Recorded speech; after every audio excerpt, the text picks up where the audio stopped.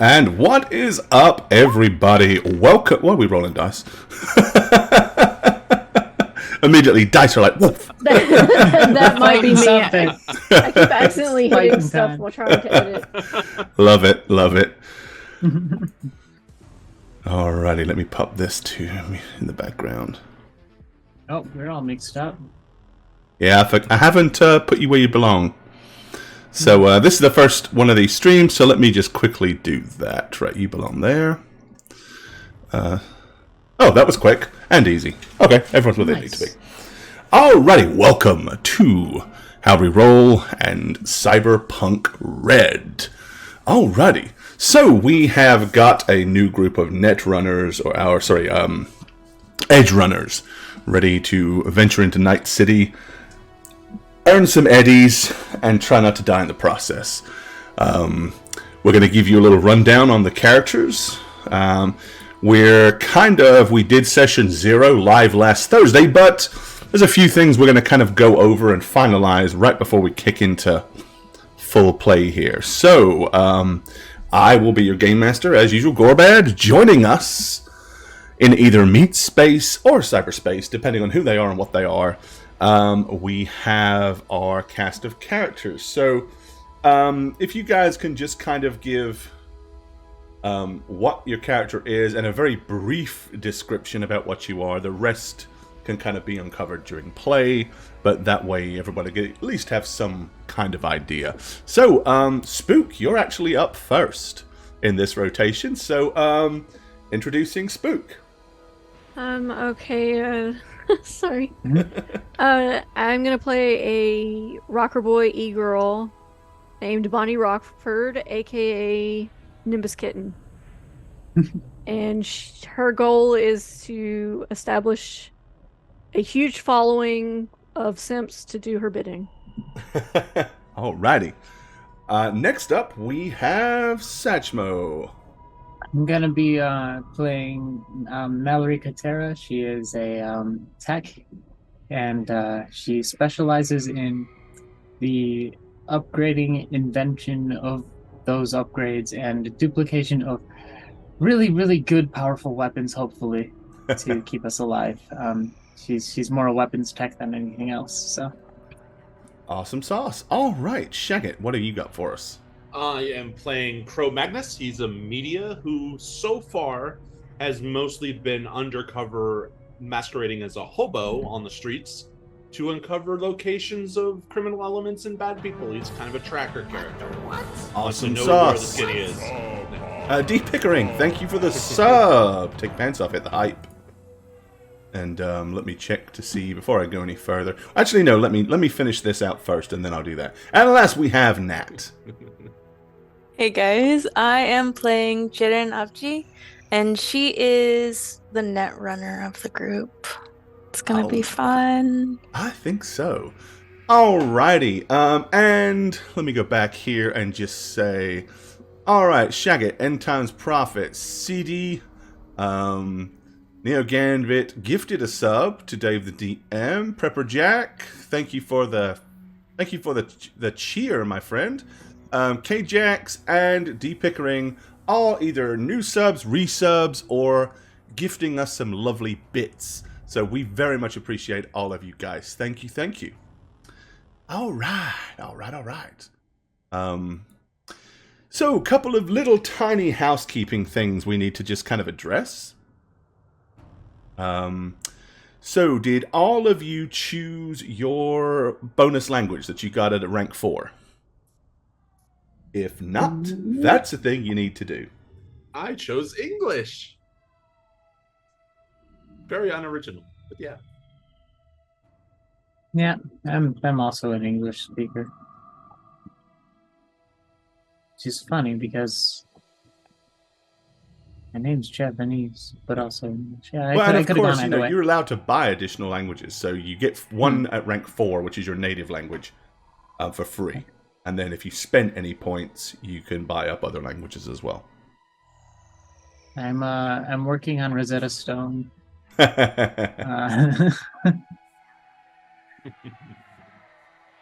Devo look, right?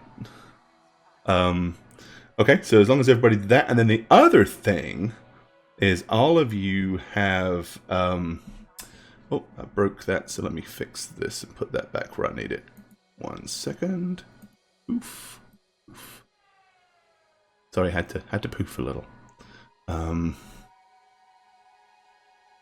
All right, and then all of you also got a local knowledge skill, which you got points in that you have to choose. And I know that some of you have no clue what to choose, so we're going to cover that right now. Okay. Let's see. And your that's going to be underneath your. Oh, am I wrong in assuming that we have a common language? Street slang is. Yeah, there's a street slang which is like a common language, but your natural native language is what you choose for your ethnicity. Okay. So, for example, if you chose Japanese, you may want to put a couple of points in a second language of English, for example. I'll just change it to English. I had misunderstood what No, that was. and you can totally do that. But if you want to spend a couple of points or reallocate a couple of points to add Japanese, you totally can. Because I know that's kind of probably part of your character, so it would make sense to do that. So what was the other skill that we The got? local expert. Yeah, your local expertise. And it just says your home. Correct. And we have I to rolled determine where that is. Which basically, which area of Night City. You don't have to have come from Night City, but seeing as the campaign is in and around Night City, it'll be kind of a waste to choose an area that isn't.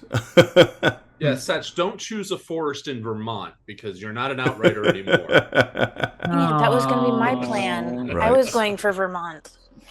Is language Vermont required has to all have two? Vermont. It is. So your initial language has 4. You do not have to have 2 in an additional language. No, you could just buy a point, which would give you very basic, rudimentary understandings. That's fine. I keep looking at the screen for the map, but we're on the title page now, so it's not there. Yeah, the map's not there. We're going to move to that in just a second. Okay, I'm sorry. You were talking about local expert? So yeah, you have the local expert, and that is going to be, you pick an area from Night City, and that's what we're going to kind of cover here in just a second. Oh, okay. What tab is that on, Shagget? Do you remember? It's an education. I think it is, isn't it? Yep. Yeah, it's at the bottom. Above science. Below language. Okay, well, that's interesting.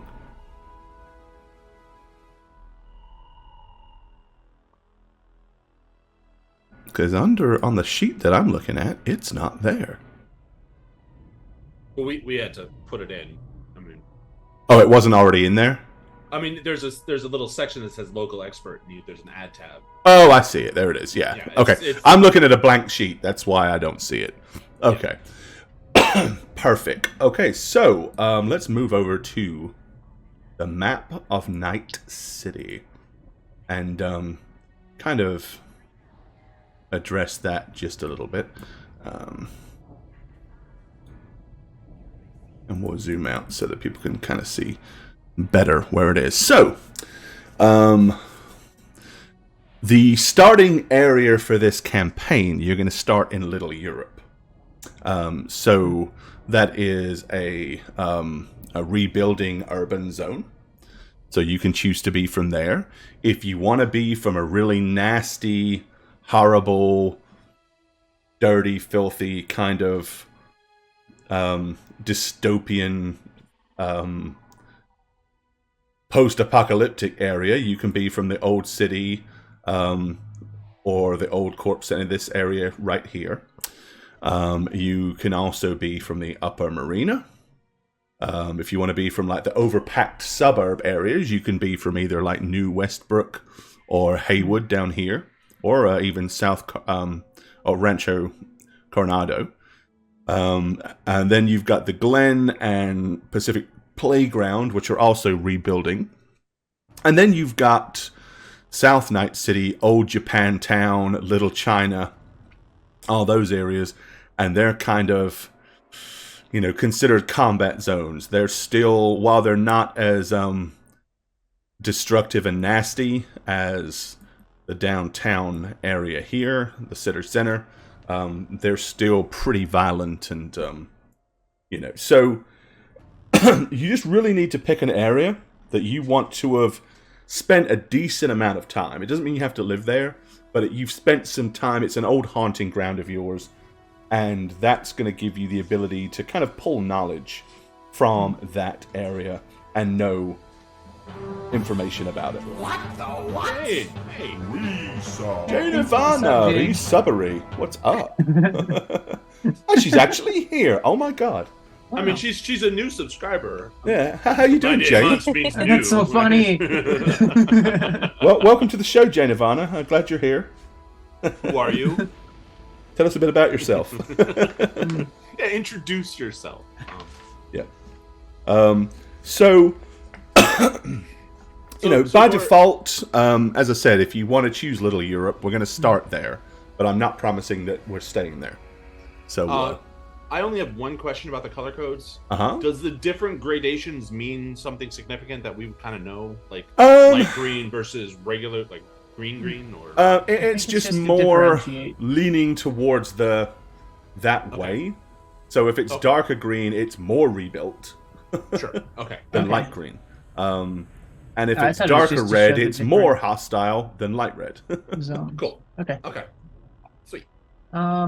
I was thinking Watson Development because I have some family from Old Japantown at some point when they all left that area when it started getting violent.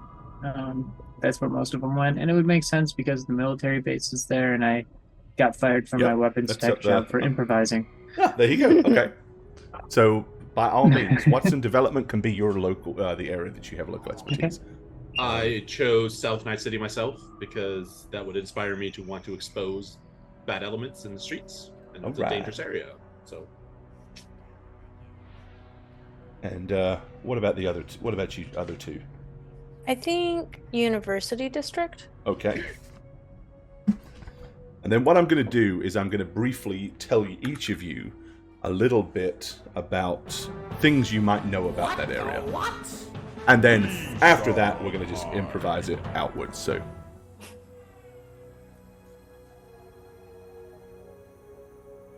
Okay, so while Spook is deciding on her, so I'll go with Little Europe. you want to go with Little Europe? Okay, all right. Well then, let's start off with Can I help Little you? Europe. So things that you would know about Little Europe. So, up kind of where I'm pinging right now, this little area would be known as Camden Court. Camden Court is a highly reinforced, ritzy apartment complex on the north side. The court is favored by solos for its truly staggering physical and net security. Only a mad person would try to break into Camden Court without a full corporate assault team. So you'd be aware of that. Kind of down here in this little sector is the Continental Brand offices. So the Continental Brand offices are located in one of Night City's newest skyscrapers. The first floor houses the Oasis Megamart, where you can shop for the most obscure flavors of kibble on the open market, tour the Oasis test kitchen, or attend a cooking with kibble class. The upper floors are exclusively drab offices with the occasional chemical lab. So Continental Brands is basically the company that feeds Night City. They're the ones that make kibble, which is as delicious as it sounds, but it's what most people eat because it has a very long shelf life, can be made to taste like a lot of things, and is basically nutritious. So other things that you might be aware of in your area. Over here, kind of close to the coast, is Danger Girl offices. So the Danger Girl offices are found in a stately 13-story Art Deco type building, capped by decorative clock towers inside. You'll find 13 floors of hot pink shag flooring, stuffed mascot characters, smiling cat girls, model robots, shrines to J-pop groups, and brightly colored guns. That makes sense that you would know about that place, I think. Oh, yeah. It kind of fits with your whole thing. Now, other important areas, kind of here. This is Holy Angels Church. It's a 3-story Roman Catholic church run by Father Kevin, which provides sanctuary and spiritual guidance to anyone who is willing to lay down their weapons and talk peacefully. Now, what you would know on top of that is Father Kevin is a priest, but he's a very badass ex-solo. So when he brings the Lord to somebody, he may do it in a couple of different ways. He is not opposed to violence, and he's quite happy to smack the bejesus into somebody or the devil out of somebody, whatever he needs. But he is a badass. Because of him, Holy Angel Church is seen as a little bit more than just a religious entity. It really is kind of a sanctuary. It is also known that there's at least a couple of gangs that kind of overwatch it and help protect Father Kevin and his proverbial flock. So you definitely would know about that. A little further down here, you would have the Night City Fire Station number 2, a large fortified fire station which depicts cybered up firefighting teams to deal with the occasional fires in the rebuilt urban zones. And then the other place of interest, which is going to be right here, is going to be Short Circuit, a favorite haunt of techs and netrunners. It's not uncommon to find patrols at this bar hauling wrecked tech in from the hot zones to tinker with in their booths. Zarafa drones at the door keep people from hauling it in anything too dangerous. So those are some of the prime places in and around Little Europe. Beyond that, just like everywhere in Night City, things go down at night. There are unpleasant things that happen on the streets, but it certainly isn't the most dangerous place to live by any means. Okay, so Cro-Magnus, you are down in South Night City. So some things you'll know about South Night City. So over here, go down a little bit so that people can see more of the map. Over here, you have the medical technologies business. So a small body bank of the waterfront that has avoided being pushed into the bay by specializing in growing replacement limbs to order, as well as supplying cyberware to various booster gangs. We also have an area here known as Savage Docks, a decent-sized Ripper Dock joint run by 5 apprentices of the late Savage Dock and protected by the Yakuza and the Tiger Claw gangs. And then, right down here, kind of where the bay enters, is the Slammer, a popular ganger bar on the south side of the docks, known for its cinder block arena, where boosters from all across the combat zones come to settle disputes with heavy firepower and bloody rippers. Bottom line, it's like Necromunda down in there. Gangs will come and fight it out in like a mini urban kind of like laser tag zone, but with live fire exercises and real ammo. Quite a fun spectator sport, I would imagine. Okay, so Mallory, you were in Watson Development. Is that right? I was muted, but yes, that's okay. Right. All right, so Watson Development, we'll zoom up here so people can see it. So right here, this is where one of the city precincts is. This is precinct number 3, a large, well-armed, and often paranoid precinct staffed by veteran officers and armed with Militech weaponry to help them keep the peace on the north side. Over here, You have Petrochem offices. So Petrochem are located across the streets from the bitter corporate rivals Solve Oil. Aside from a small museum where you can learn about the storied history of petroleum and a gift shop, the compound is heavily defended and inaccessible in general to the public. And as I just explained, right across the street is Sav Oil. Sav Oil offices are located right across from the bitter corporate rival Petrochem. While entirely inaccessible to the public, just beyond the gates of the compound, a variety of gaudy, gilded statues and monoliths can be seen. And then right here, you would have the Trauma Team Tower. Trauma Team Tower contains their very own hospital, exclusively for trauma teams, exclusive clients, and AV4 repair bays, and an air traffic control tower to manage the logistics and the chaos of it all. And then that will bring you down almost up to the to NorCal military base, which again you would know about it.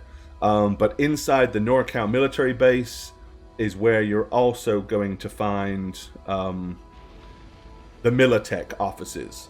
Everybody would know who Militech was. Militech is one of the two big corporate companies, and one of which is possibly connected with the tactical nuclear bombing of Arasaka Tower, which is why this area is black and still somewhat radiated.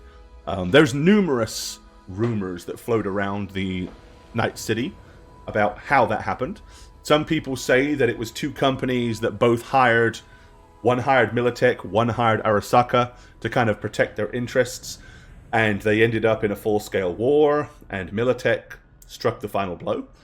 Others say that Johnny Silverhand, one of the most famous rockers, stormed the place and let off a tactical nuke, and all because apparently in excuse me, in the towers down there, they were holding his girlfriend and trying to kind of use her for a certain type of net architecture experiment. The truth, it's honestly probably not known to anybody conclusively, other than a select few people that were directly involved. But that gives us those. Now, where did you? I think everybody's pretty much gotten their rough ideas of where they live. So or where they're at least. Did you do University District? That's what we've got to do for you, isn't it? Yeah. Yeah. University District is fairly, quite honestly, not that entertaining. Right here, in the middle, like in this little block, is the Biotechnica campus. The Biotechnica offices are found on the edge of the University District. Geodesic dome greenhouses dot the property and its rooftop terraces, giving it a unique look. One dome is open to the public as a living museum of nature and company history. Strange sounds can be heard coming from the campuses at night. And then over here, you have Night City University, a college campus built up into more of a fortified monastery after many assaults by boosters. NCU is in the center of high learning in the city and the only opportunity for non-corporate kids to get any formal education. So that's kind of your little areas that you know stuff about.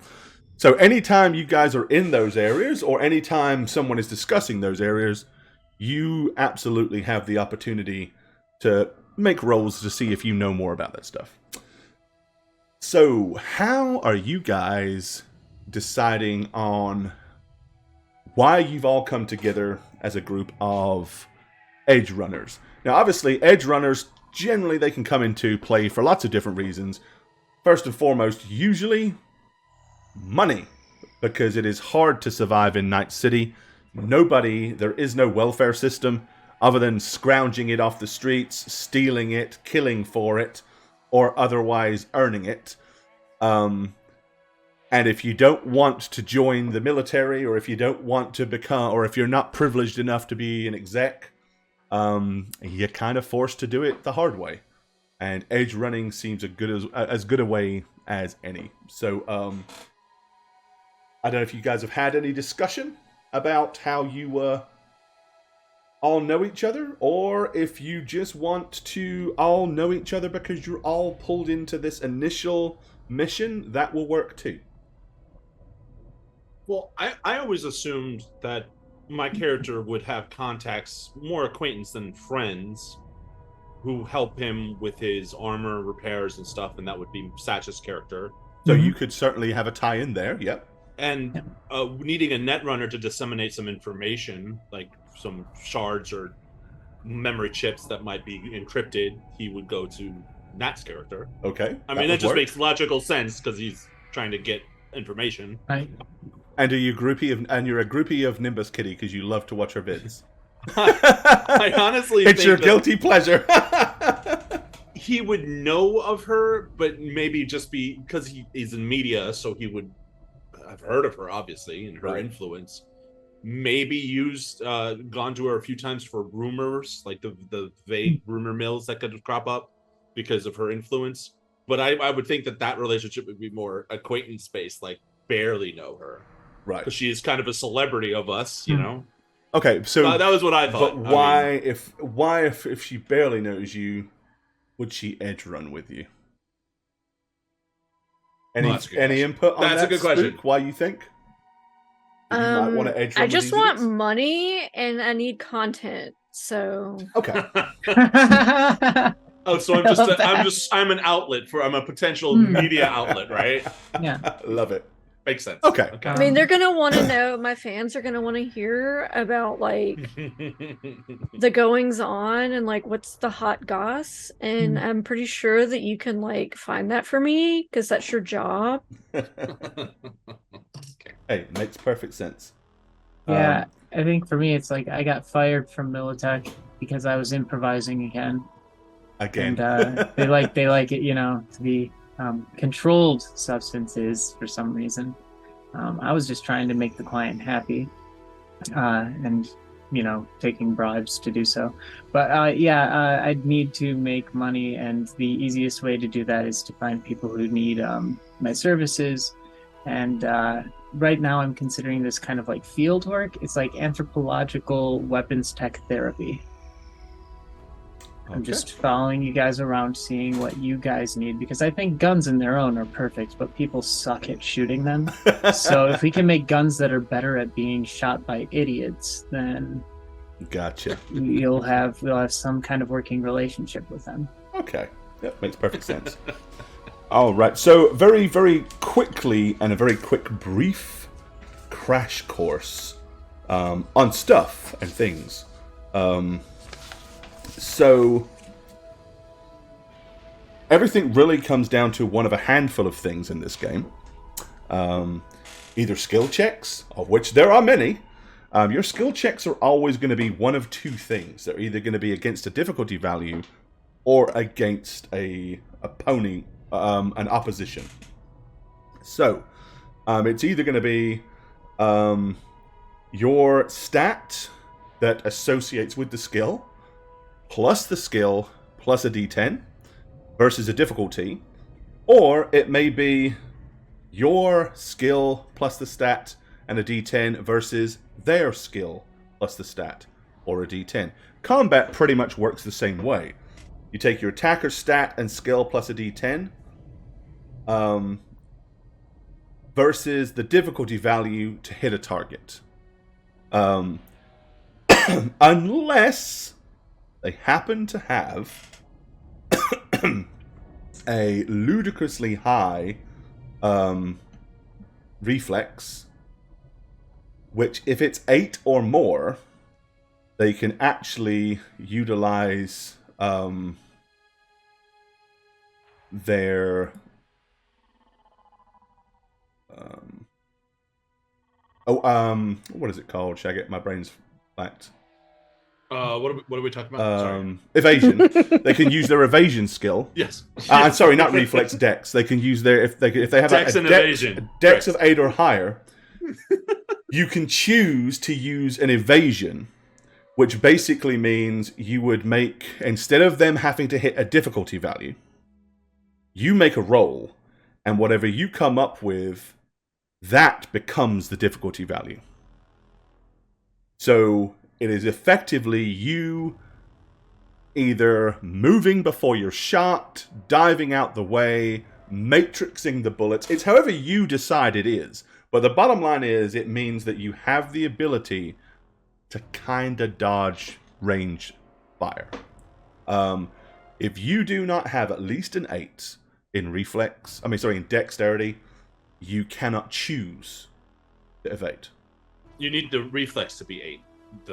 It is reflex. The evasion is just based off of the. That's right. I said reflex first. You said it right. Yes. Yeah. Okay. I'm sorry. Then I confused myself. Junk was reflex. distracting Reflex me, has to be asking 8. for Discord. Reflex help, has to be 8, and then you get to use your evasion, which is dex, to try to make it to where they can't hit you. But that is a decision you have to make before somebody shoots at you.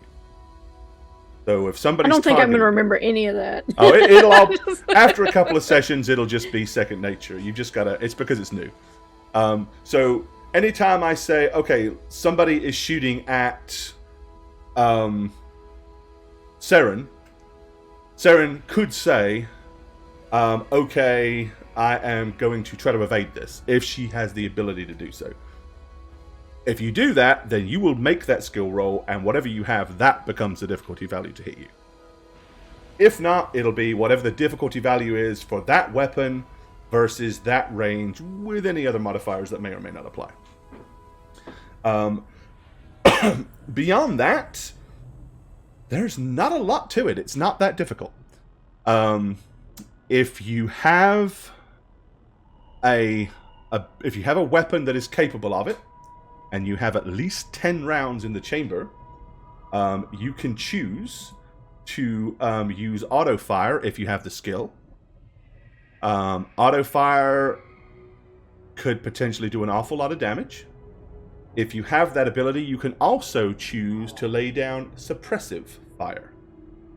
Suppressive fire isn't aimed to hit anybody, but what happens is if you lay down suppressive fire, everybody that is in the area has to basically make a skill roll, and if they fail it, whatever they were going to do, they have to instead make for immediate cover. Basically, it's do you have the balls to keep on running or stand there and keep shooting when suddenly somebody opens fire with an automatic weapon aimed at your head? Whether they're going to hit you or not, most people's gut reaction is going to be, oh, hell no, and dive for cover. So those are some of the things that you need to be aware of.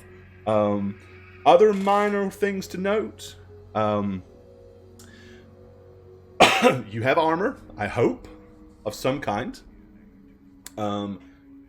If you are hit with a ranged weapon, your armor value will be deducted from the damage. Whatever's left goes through, and you will lose hit points. If the armor damage is not exceeded, you don't lose hit points. However, if you do take any hit points of damage, afterwards your armor is ablated by 1, which means it drops a point in rating. Exceptions to that rule are should somebody hit you and roll at least 2 6s, so double 6, has to be 6s, you are critted, and then a critical will happen. You also will immediately take 5 hit points of damage, regardless of what the armor does or doesn't do. The other thing you can choose to do is you can choose to do called shots. A called shot gives you a -8 to hit, which is quite a lot. You can call shot ahead. If you hit the head, you do double damage. You can call shot and hit the legs. Sorry, the legs is double damage, right? I believe. It's head, body, and something being held. So Yeah. head is double damage. If you shoot the hand, it's a disarm. Disarm. Anything else, it's the body critical injury state. Yeah. Right. But if you hit the head, double check it. If I remember right. I always get confused between the head. It's interesting that there's a leg and a head. A leg and a head. That's my character. Let's see. Let me look up called shots. I never thought I would be learn in practice, learn as you do type person, but right now you're talking and I'm just like, It'll all become more relevant when we actually do it, right? So, that's what it really comes down to. We played Warhammer, right? Learning the stuff for the first time. Yeah, the first time around, there's a lot to learn. It's just like, oh yeah, oh, and then it just clicks. oh god. I don't know. I still have questions in Warhammer even. I'm still like, wait, can I do this? Is this a thing? Hey, anything as complicated as a role-playing game takes a long time to learn everything. It really does. As I said, I have run Cyberpunk 2020 a bunch. I have not run Cyberpunk Red a bunch. So I am learning to run this as we play, kind of thing. So yeah, beta. So the leg is you get the broken leg critical injury. That's correct. There it is. And then the head is double damage, right? And the head is double damage. And the hands is you choose what they drop. Gore, you don't have to shudder me. It's going to be like 2 seconds. Okay, yeah, you're good. Thank you, Better DM. Yeah, I was... That's what I remembered, but then I was like, wait a minute, if it's double damage to the head, what does the leg do? But that's right, it's the crit. You got it. Thank you. Appreciate it. But yeah, other than that, the only other likely complicated thing that's going to happen will be for you, net running. So there's a procedure that you will want to follow. The first thing is, before you go on any mission, you're going to want to load your deck. You decide what programs you're putting on it. So as you get more and more programs, slot management will become a thing. As a point, and I don't think, unless Shagget mentioned this, I know I didn't, there is a reason you may want to have more than one of the same program. And I'll explain that. But briefly, here's what happens. One of the first things you're going to do is you're going to scan. And when you do that, you're basically doing a scanner roll, which is going to use your interface plus a d10 to figure out where the interface points are. The higher you roll, the more interface points you're going to discover. Okay? Once you've done that, you're going to jack in, which is going to put you into the net architecture. And then you can either use an interface ability, activate or deactivate a program, or a number of other things. Because you have a starting value of 4 in interface, you get 3 actions per turn if you choose to spend them in cyberspace. So you could scan, find a place to jack in and do so, and then discover the first entity or whatever. You can also do what you'd probably do, which is... Okay, excuse me. No, you're good. You can also try to figure out how many floors there are, or how big or how vast the architecture is. Once you've done that, basically you can move your way through the floors of the net space, much like the floors of an elevator. And you kind of enter a zone, and it may be a password, in which case you'd use your interface ability to perform a backdoor check and hack the password. It may be a control node, which might control a camera or a turret or a locking system or some kind of trapping mechanism or a manner of all sorts of things, a loudspeaker system. You can attempt to take those over and gain control of them. Or you can choose to disable them. You can, upon encountering something that might be hostile to you, then you may have to deal with it. You have a couple of choices when these things happen. You can take on the hostile program, whether it's just a black ice program or something even worse like a demon, which is... A demon is a little bit different than a black ice program because a demon is basically like AI. And it can follow you around, but it can also control nodes and interact and do things almost the same way you can. But if that happens and you are confronted with a piece of black ice, you can duke it out with it, and basically you would use your programs to try to res it, which basically means knock it out of commission.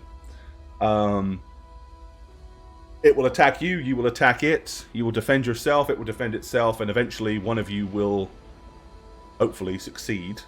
If you succeed, you move on past it, and you can go to the next thing, and so on and so forth. If you get all the way to the end of the net architecture, you might be, if you want, you can implement a virus. You can decide what that virus wants to do. Whatever you tell me it does, I will assign a difficulty value and tell you how hard it is to achieve. If anybody wants to stop that virus, they've got to get to the virus and beat whatever your skill roll was whenever you planted it. So if you get a 20, whoever is going to knock out that virus has got to get a 20 or above to do so. If you have no other attacks, you can use Zap, which is like your default. If you find files, you can ID the files and find out what they are and what they do. The other things that you can do is whenever you leave the net architecture, you can perform a cloaking roll, which will hide the fact that you were ever there. If you fail to do that, it is possible that there will be some kind of trace that people will know, someone's been in here. And somebody may or may not figure out who, and may or may not be able to trace you. The other thing you can do is if you don't want to deal with a piece of black ice, you can try to slide past it. If you successfully slide past it, which is like your interface plus a D10 versus the program's perception plus a D10, you can actually bypass it and move on. There is a negative to that, though. And that brings us up to our final point. When you are done in the net architecture, you would choose to jack out, which is leave the net safely. If you get kicked out, forced out, or arbitrarily leave hastily, any program or black ice that you slid past takes a free shot at you on the way out the door. It's kind of like an attack of opportunity, if you will. But other than that, you may or may not encounter other net runners in this system trying to battle you. You may, as I said, come across demons, which are bad. If you don't beat a demon, you can't really slide by it because it'll just follow you into the next section. But for the most part, those are the things. So first couple of times, I'll try to kind of remind you, okay, do you want to do this? Would you like to do that? The reason I said you may want multiple programs is, as an action, you can activate and use a program. To use it again, you have to deactivate it and reactivate it. So let's just say you have a sword program, and you have 3 actions. You activate your sword program and attack with it. There's one action. If you want to use it again, you got to deactivate it and then reactivate it. If you had 2 sword programs, You could activate the first one and attack with it, and then activate the second one and attack with it. You wouldn't have to deactivate it and lose a turn to reactivate it. So there is an advantage sometimes to carrying more than one of a program.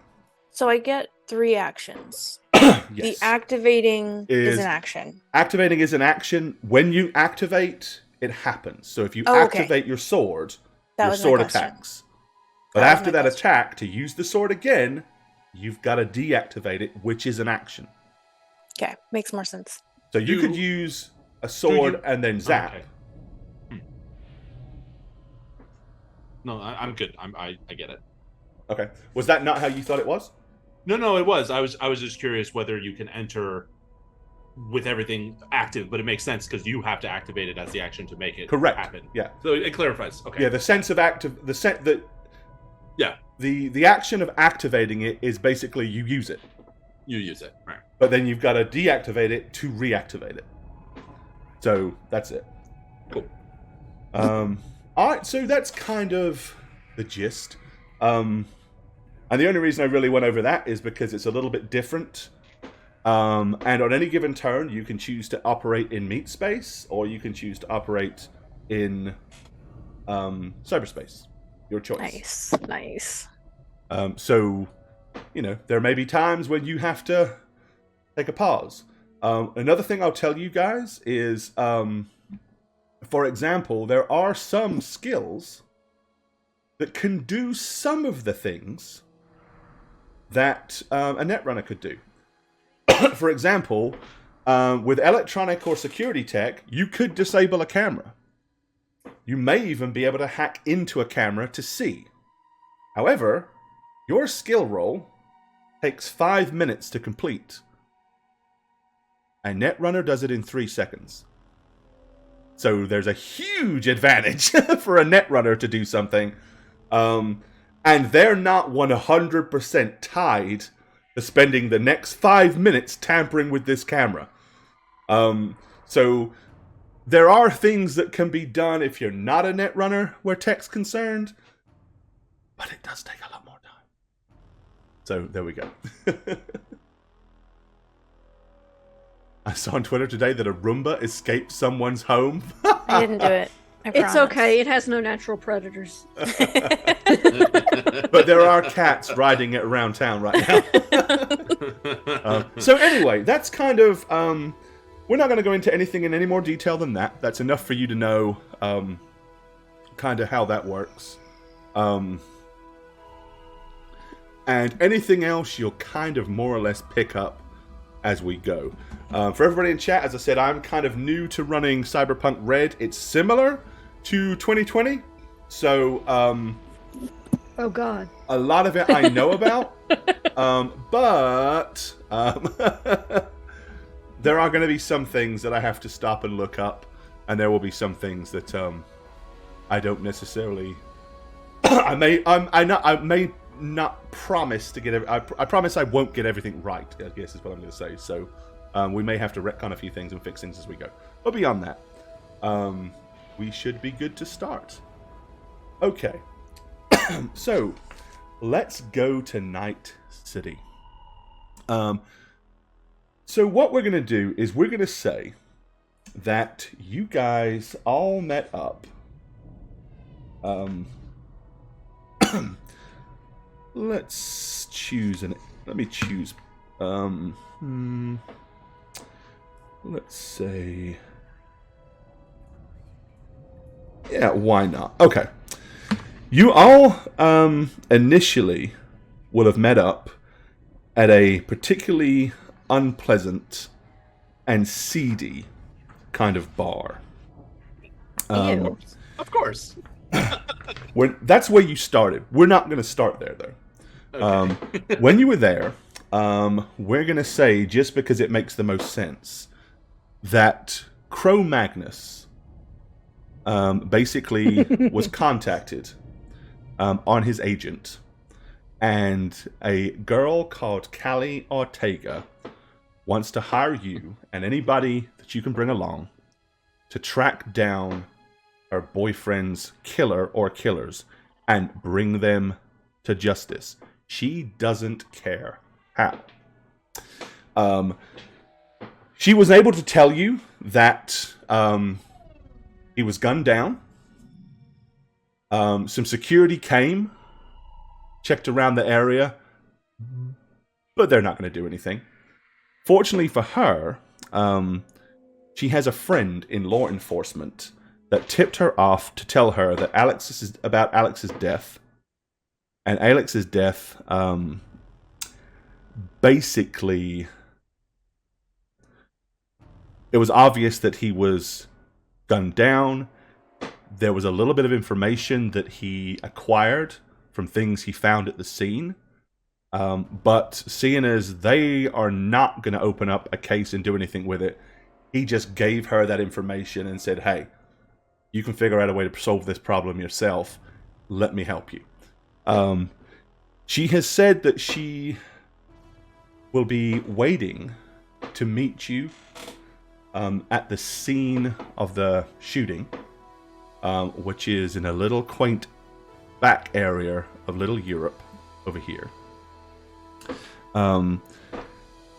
And that she is quite happy to pay you what she says is a moderate sum of money, that she knows that Alex had stashed away, and seeing as he's dead and doesn't need it, she is more than willing to give it to you guys in exchange for some form of street justice for poor Alex Treadway. So she will have given you the location. You know where to go. All that you guys have to decide is if there's anything you want to do before you head in that direction. Yeah, I was just gonna say I never accept a job for anything less than a moderate amount of money. Well, you've got to care a moderate amount.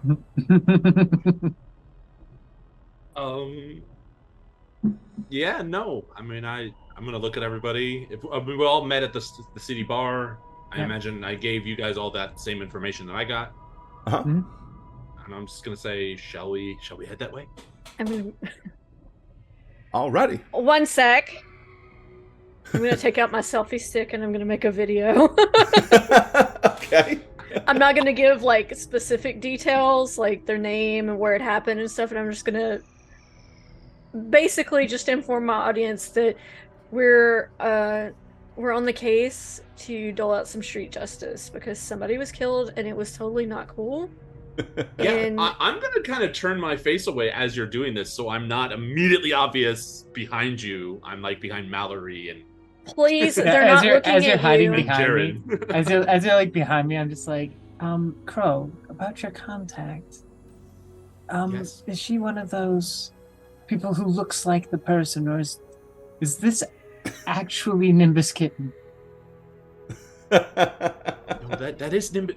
The selfie stick should give it away. That's Nimbus. Yeah, but I've seen people do crazy. Oh my god.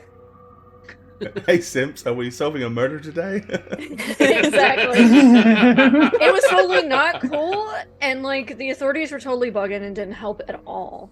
So it's up to us to take care of it. There you go. Yeah. Jen is going to grab her cyber deck, and it's okay. So it's got a painting on it, and it is a rabid raccoon painting Nice. on her cyber deck. I love it. And she's just gonna like whisper to it, and be like, "Fester, don't look at the camera, Fester. We're gonna go over here now." And she's gonna like slip out of the camera way. Okay, just so she I think got it's cute that you all think that the anybody video gives is a crap touching about you in the background. So does she I might have take it that she talks to her cyber deck like it's a living entity? Yeah, absolutely. Love it. Okay, cool. Alrighty. So, with that being said, there is a choice that you can make, Spook. And I don't know how what's the word? I don't know how much effort you want to put in to each and every little broadcast you do. Whether you do real quick, like almost like the little 5-second TikTok video where it's like, ever wondered why XYZ? Huh, me neither. That sort of stuff. Or whether you try to make every little broadcast some kind of performance. I don't think every one of them is going to be like that. She definitely will have longer ones. Because she also has Autovox and is going to sing and whatnot. But this is just like, she's going to just do updates until she gets to like the bigger. Okay, when it's something that you want to really use to have an action item from, let me know, because you will be making a composition roll. Okay, and that roll is going to determine how well you compose that video and put it out to the masses. All right, yeah, she just is going to do small videos leading up to the big one and trying to gain a bigger audience for the big one. So cool, awesome. Okay. All right, so you put your little vid out there to your loving fan base. If at any time you guys want to know how your roll ability might work, just let me know. I think for some of you it's obvious, for others not so much. So if we're not sure, you can just we'll figure it out as you go. But all right, so you want to head to that locale? As soon as you finish the video, you hear my agent ping. Because he's a follower and he's just got an update.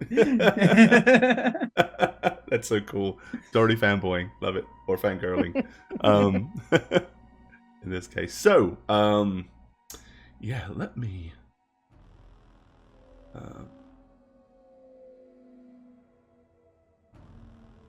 going to change this out.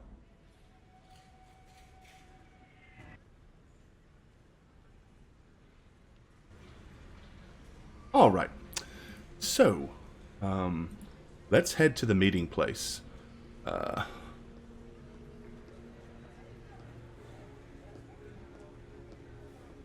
All right, so as you approach the area that she told you about, it is a dark, kind of dirty-ish, dingy back alley parking lot to a small apartment complex. As soon as you arrive, you can see law enforcement barricades have been kind of laid all across the main entrance. And the street light is not functioning. So there's really no great level of visibility here. Now, there are higher buildings and taller buildings that have lights on, so there is kind of a a kind of a light that shines down on this area, but it's pretty dim. It's all secondhand light from other different sources. So, is there any particular way you want to cross the barrier or approach this area or do anything, or what do you guys want to do? I'm going to be hanging back from the trio because Okay. Of the three women in front of me, I look very out of character to them, especially Nimbus Kitten, who's obviously a local celebrity of sorts. Yeah, So- I probably look like I could be her body. Actually, yeah, and what we'll do is as we bring each of you into the scene, I'll have you describe yourselves too. Okay. I am working out in front. I have no... Okay, so you want to Even- just push through the barricades and get over there? Oh yeah, I have no inkling of being stealthy or inconspicuous. Okay. I'm All walking right. close enough to smell her perfume. Not to be noticed doing so, but it would be kind of nice if, just because the city generally smells like shit, and I don't know, everything go. she touches turns to gold. All right. So, so Nimbus Kitten, you push through the barricades into this There's just dark a cloud of kind glitter filthy behind me. alleyway. Tell everybody what you look like. Everybody in chat. Oh my gosh. Okay, so it is the brightest, most colorful creature you've ever seen. There's the two-tone hair. One side is like a cyan and the other side is pink. Really got like this vaporwave aesthetic. Don't freak out, but I'm pulling your token to the center just so I can enlarge it for chat. Got a vaporwave aesthetic. Um, got like a sheer top over basically what looks like underwear. But she's very cutesy. It doesn't look, obscene. She's got the buns and the pigtails, the twin tails. Think Wicked Lady from Sailor Moon. And yeah, she kind of looks like she's a little misplaced. She looks very 80s, kind of, but she is working it. And she struts like she's supposed to be here, wherever she is. Alrighty. So, Nimbus Kittens move through the barricade into this back area. Anyone following her, backing her up? Yeah, I'm like right behind her, making sure, one, nobody looks at her weird, and two, I don't lose track of the smell. Okay. Again, I'll enlarge the token at the center for chat, but go ahead and give us a description of what you look like. Mallory looks mostly like she's rolled around in a lot of machine grease. She's wearing a black denim jacket over what looks like some kind of Hello Kitty shirt covered in kanji. That's all over her. She's basically clad in a armor jet kind of suit. And she's got bright red hair. You can kind of see that clearly, unless you can't see it, which I apologize for assuming. Yeah, I guess she has like one of those rebreather masks in case she has to do machine work. I love her hairstyle. It's just pushed to the front. I love it. Yep. Well, originally I had her with some real large, gaudy pink sunglasses on.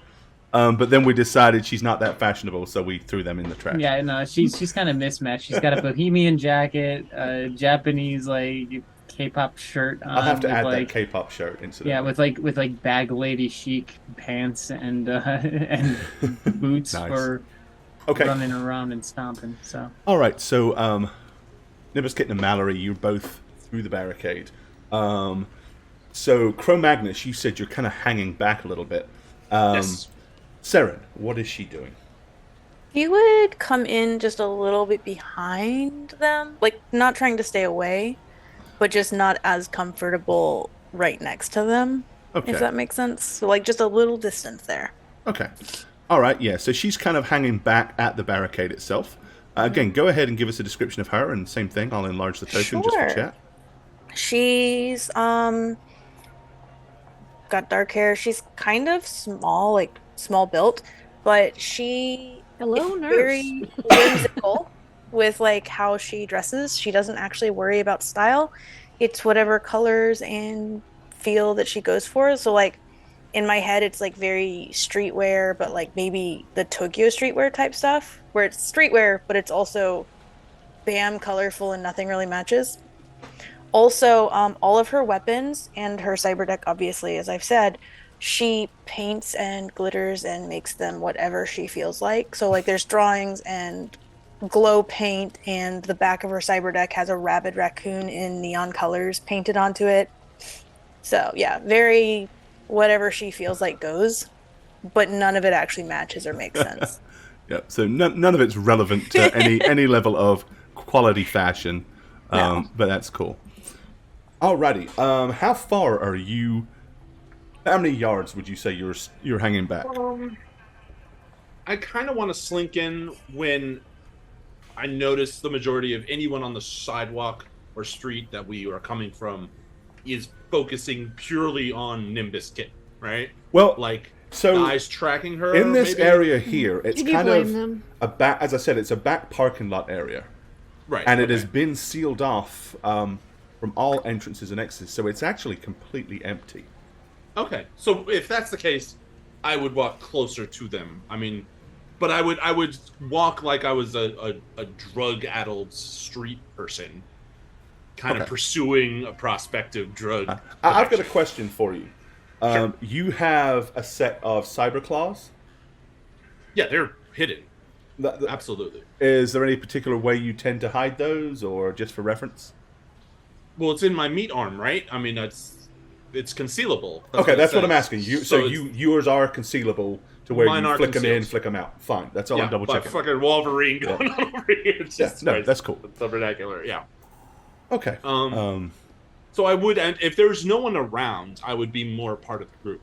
All right. It's really I'm when gonna move you guys just forward a little bit, just so that I can slink him in here.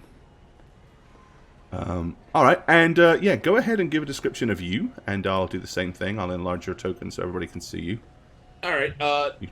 Crow grungy is bastard. exactly the opposite of Nimbus, and Nat's character Saren or Jaren. I mean, however you want to pronounce. It doesn't matter. We can go with Saren? Saren. In that he is wearing entirely Kevlar infused vagabond clothing, hobo clothing, bag lady chic as they're called. He has fringes of his tech hair, which is like at the tip red-ish, otherwise it's dark hair, pokes out from underneath the hood. But he walks like he's a drunk or, you know, addled with blue glass or some street drug. And the purpose of him is to just stay kind of invisible to everybody. Someone to kind of just disregard or shoo aside as he does his, like, reconnaissance. So he deliberately tries to stay under the radar. He is And he trying also to has a not be cybernetic eye, obvious. correct? He has That's a not cybernetic eye. obviously noticeable, but if you was to kind of like look, you could tell that there's something. You could tell there's some micro video thing in it, yes. Cool. Yeah. Okay. All right, so you have all kind of pushed through the barriers into this area. So at first glance, you can see again over here is another street light that is not functioning. There are barricades over here that kind of again block off the area to anybody else coming forward. There appears to be some kind of like neon spray paint over here, kind of right beneath the street light, showing the signs of where a body was marked. And from here, other than all the surrounding buildings and the typical dumpsters that are here for people to throw their trash away, that's all you can really tell at first value. So if anybody wishes to do anything else, let me know. Crow, do you think you could tone down the druggy act a little bit? I am being seen with you, and I can't have people thinking I roll like that. I'm supposed to be a wholesome influencer. There's no one here. And I'm gonna, like, kind of gesture around. They're always watching, Crow. Right, Okay. almost as if on cue. As soon as she says they're always watching, you hear something go like boom, boom, boom from over near the dumpsters. Like something may be inside one of the dumpsters. And then you hear a very faint shit. Meow. And a very fake meow. I'm getting immediately in front of Nimbus because she will die if anything touches her. I actually might. Alright, so you kind of step in front. I'm gonna walk up next to Mallory and say, I know what your tokens represent, but do any of you have any visible weaponry at this point that's out, No. or are you brandishing any weaponry? Oh, my hands Everybody are- has weapons that are concealable. No one has anything that can't be concealed. I have an assault rifle strapped over my back because this is Okay. my first time running. No, that's fine.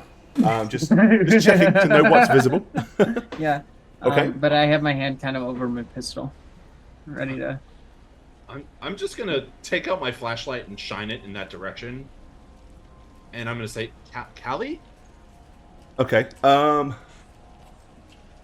You kind of say, as you sort of say that, you hear a little bit of scuffling, and then like popping out with a pistol kind of pointing first, you see a woman appear.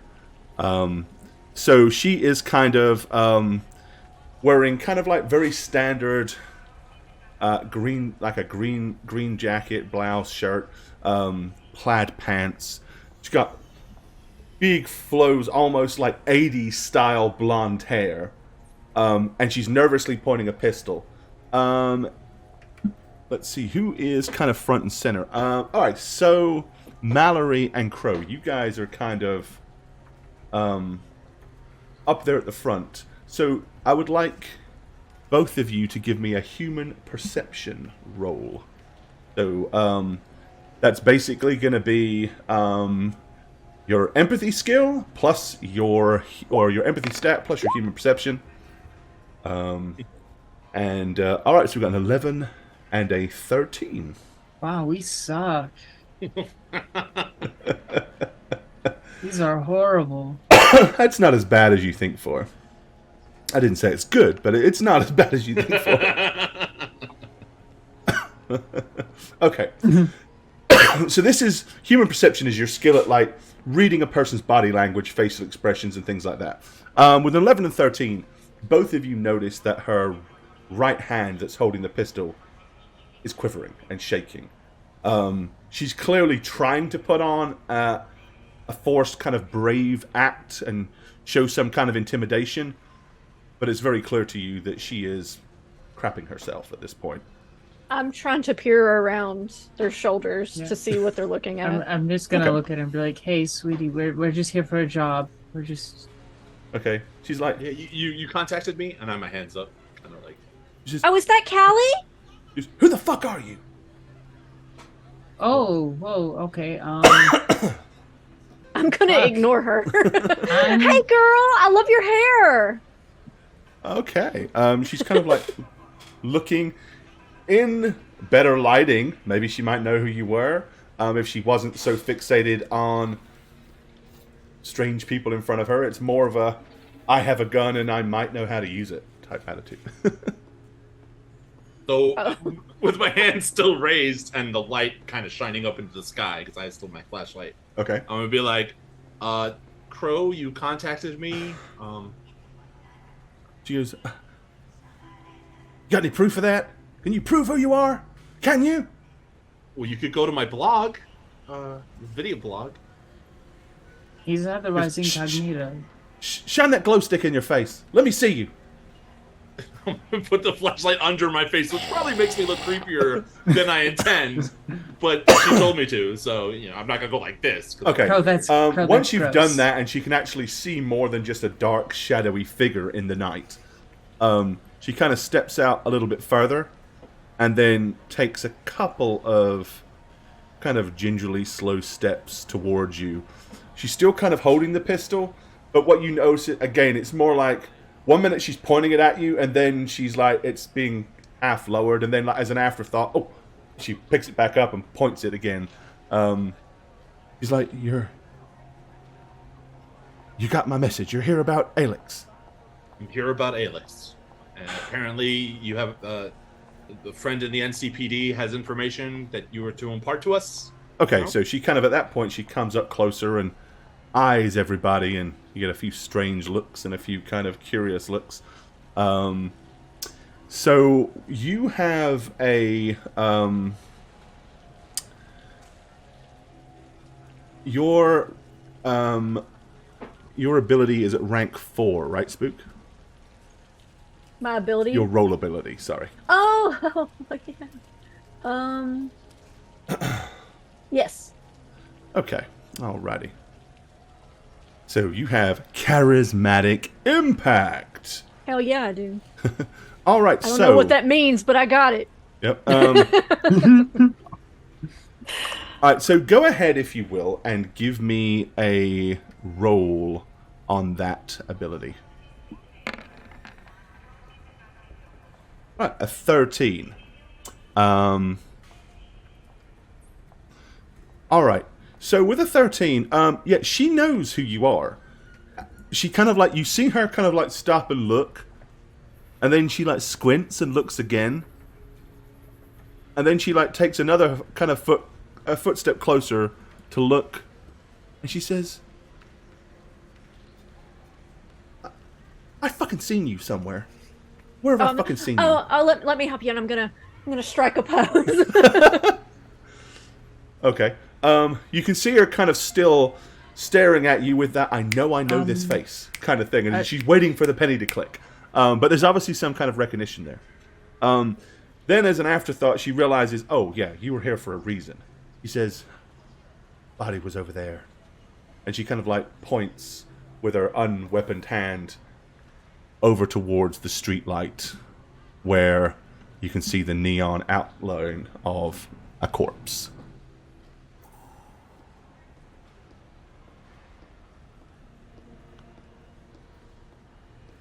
Do you mind if I check the scene? Walk around it? That's why you're fucking here, isn't it? Okay. Yes, she told you. I'm gonna head over there too. Yeah, clearly she's a little crass. She's definitely not class, this girl. Okay, once you guys wander over there, she kind of like follows you over.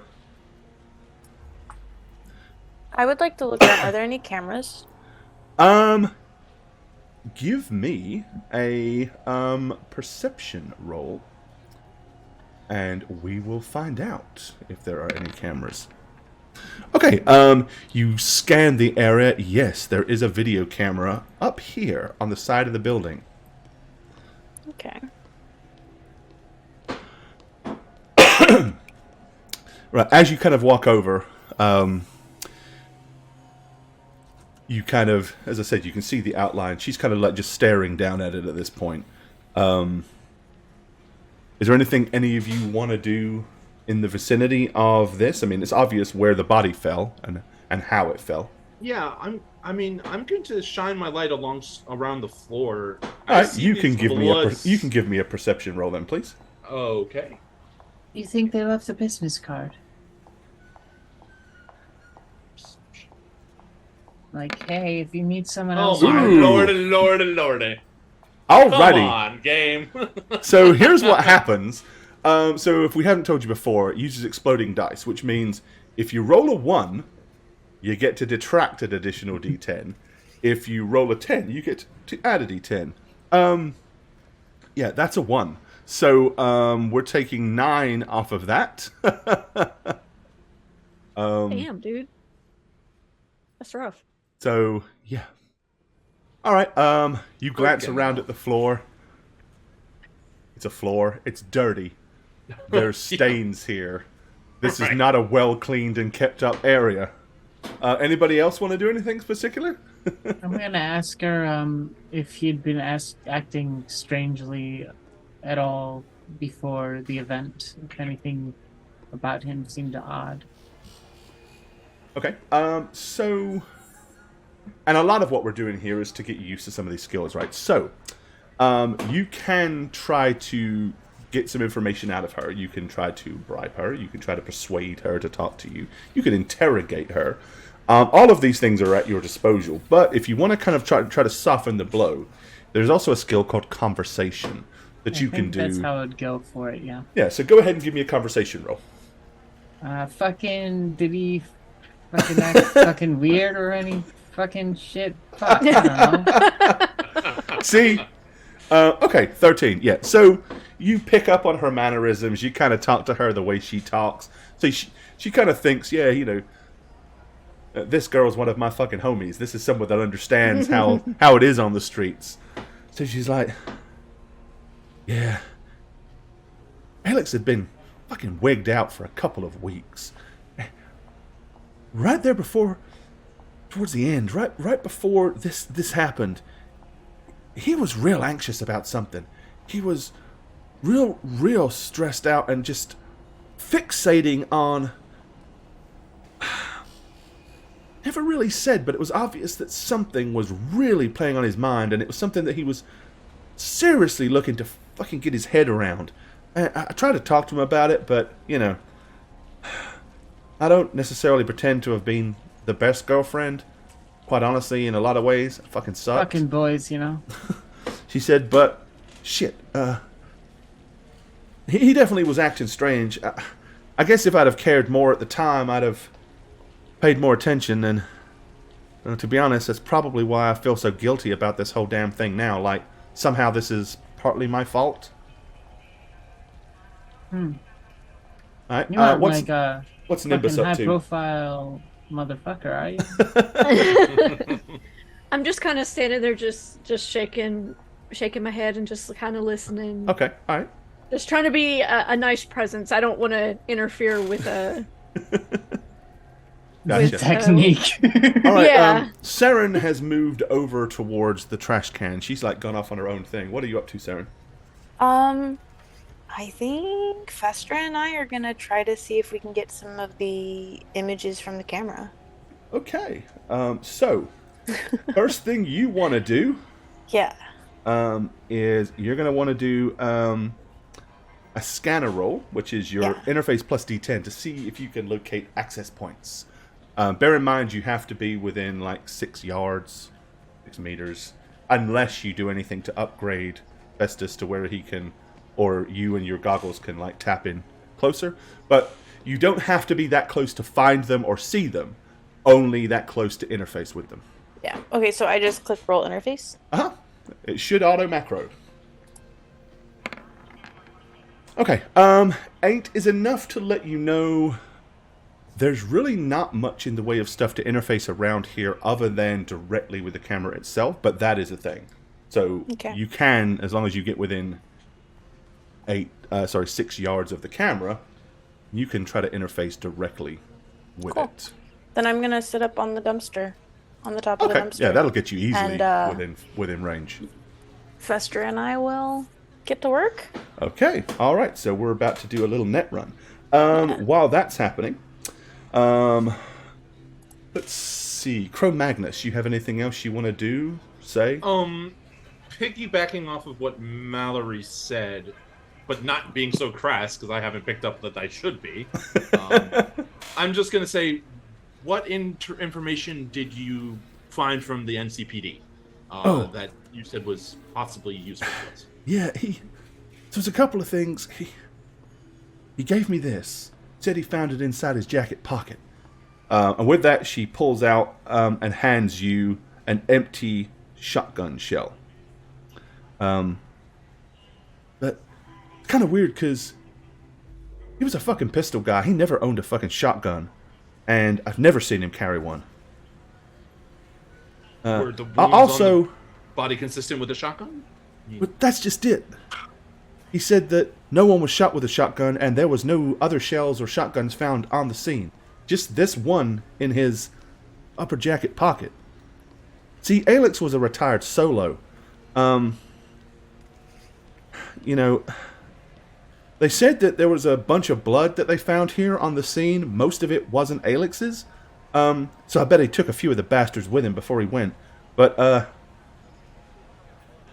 I don't know. He just said that the shotgun seemed strange. He also said something about residue. Didn't make sense. So I'm going to hold up my hand to take the shotgun shell. Okay, she hands it to you. I'm gonna be peeking all over that as a weapons check, trying to figure out what makes this strange. I'm gonna hand it. I'm kind of like move from where she handed it to me over to Mallory and say, "Try opening it. Maybe there's something in there." It's so because it's an spent. It's a spent shotgun shell. Okay. It's already been spent, so it is open. Yeah. Oh, so then and the firing cap, firing pin has been fired, so it looks like a discharged used shotgun shell. Yeah. So yeah, I'm gonna try to see if there's anything in there, which obviously there probably would be. How you want to do that? It's very dark. Well, I'm gonna. He has a torch. Yeah. Well, I do have a torch, but I'm gonna take it, and the opening of it, I'm just gonna ram against my hand just to see if something falls out or. Yeah, tap it out. Okay. Yeah, there is a little faint residue of something that drops out of there. Kind of green. The green shit's on my hand. It is now, yeah. Well, some of it is. I'm gonna hold the torch to it and point it to Mallory and be like, is this anything to you? Okay. Is it anything to me? Give me a weapons tech roll. Oh god, I'm good at that. Don't roll the 1, because Technique. Weapons tech. There it is. It's in the bottom corner where it should be. Nice. Okay. 19, baby. Oh, right. I'm taking pictures. Okay. Of course you are. I'm even gonna scoot over beside Kaylee and be like, I rolled a 2 and I got a 19. Yeah. Hey, you got a tech level of 8. God. You're a badass. when it comes to this stuff. Okay, so first thing is, it is clearly no kind of explosive powder. It is no kind of gunpowder, and it is not normal discharge at all. I'll go as far as to say it is clearly something chemical based, but you're not going to find that out with weapons tech. Anything more than that. I'll be relaying that as I kind of piece it together. I'm just talking out loud with it. Okay. So I'm going to intentionally scrape it back into the shell. Okay. Looking at it all the while with my micro video, and I'm going to say we're going to need some kind of analyzer or something. All right. Callie's just kind of like watching you as you do all this. I'm gonna take a bunch of. As I'm taking pictures, I'm gonna step up beside her and be like, "Let's take a selfie!" And I'm gonna take a selfie with her. And then I'm gonna be like, and then I'm suddenly gonna get serious. At the and look murder at her. scene. Yes, I'm gonna get serious and look at her and say, "Do you have a picture of Alex?" She is. I didn't think to bring one. You don't have one on your agent? Like, you can airdrop it. Okay. With that, she says, "Oh yeah, good point." And she will kind of pulls out her agent, and you see her kind of like fiddle around and start swiping. Oh, he'd kill me if I showed that picture. No. Was it his dick? I bet it was. I mean, no, but you're hiring people for. Okay, revenge. here, and she kind of like, good. you know, He was good. one of the things with the agents, if you like touch them, it does an auto transfer, so you just like go doop, and that way you don't have to like pass out information and stuff like that. So she transfers it to you. Callie, I'm gonna do a weird little dance when I do it. Girl. Okay. What are you taking photographs of particularly? I collect dead boyfriends, she says. When dead boyfriend. Oh my God! Look at my corpse. I'm actually being serious when I take pictures of like Okay. the crime scene. So you want to like Mike take can pictures use all there. over? Yes. Okay, give me a perception skill roll, because you're specifically pointing the camera all over the place and probably looking to see that the pictures come out half decent as you're taking them. Okay, so question real quick about that in particular. Hold on, I just saw the skill. Where is it?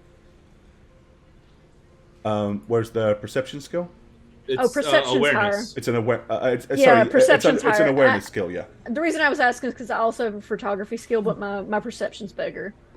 Well, the photography would be for the quality of the photographs, but this is to see if you notice something. Okay, yeah. So with your flash going off and taking clearly getting better pictures, you're able to see more of the area. What you're noticing now is very clear, numerous areas of blood spatter. There's quite a bit where the corpse was, but you're like standing next to a big pile of still wet blood. Like you look down and oh shit! Like there it is. I almost got that on my new kicks. I would have been so pissed. I buy you new ones. You're so Mallory. sweet. Sorry. Guys, do you think that he died in where what am I trying to say? You guys remember those old CSI reruns? Like, you know how they say that this is where the body bled out, but it's like not where Signs of struggle? Yeah, I guess you could call it that. You know, like I think this is where he there died, was an but altercation, maybe yeah. not where he like he there was didn't a- die. He didn't get hit and then die in exactly the same spot. If There that was like a makes sense. primary location, and this might be the secondary. Yeah, like this is where he fell, but this isn't where it started. Like he put up a fight. Your boyfriend was a badass. He said he used to be, as I said, he used to be a solo. I mean, he was dab handy with a pistol. Whoever it was that tried to jump him, I don't believe it was like one guy, like one fucking guy couldn't have taken him down by themselves unless he was a real badass. I gotta think it was multiple I'm people. taking notes on all of I that. gotta look more closely at this green shit. Okay. If it's not weapons, I It's, don't know. as I said, it's clearly some kind of chemical, but you need other things to research that. I scraped most of it back into the shotgun shell. So I But can while look at you it. guys are Okay, doing okay. that, beep beep. Did you sniff it? Maybe you should lick it.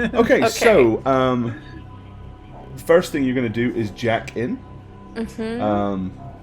There is no skill roll to jack in. You just do it, right? Okay, cool. So you jack in. That's an action. The next thing that you want to do checking out. is you want to use Pathfinder to kind of learn something about the architecture. Yeah, Again, that's I wanna do that. interface plus a D10 roll.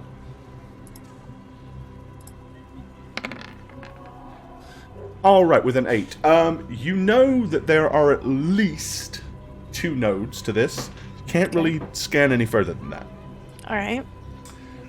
So you've jacked in, you've scanned, and you are technically here.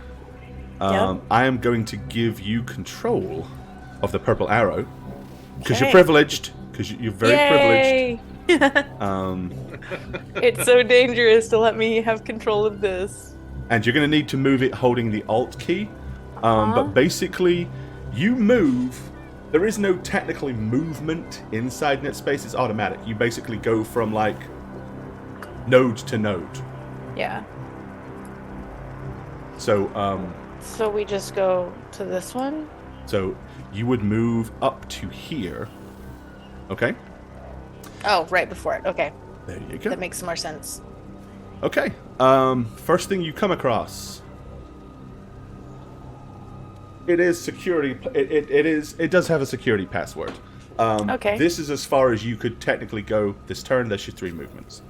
Right. So we'll nip over back to meat space. All right. So at the moment, Saren is over there, kind of semi-zoned out with her goggles and her deck. What else do you guys want to do? At the suggestion that Nimbus said regarding like a fight progressing to the final location, I'm gonna be very studious on the ground again and try to discern whether I can trace blood from a earlier part. I'm gonna track. I want to track to see if I can trace the movements on the ground Absolutely. for any clues, basically. Okay. So that's an awareness skill of tracking. So Yes. yeah, give me a tracking roll. Oh, please don't roll a 1 again. Okay, 17. All right. Do you have anything in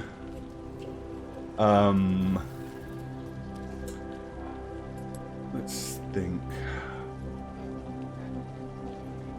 That would mostly be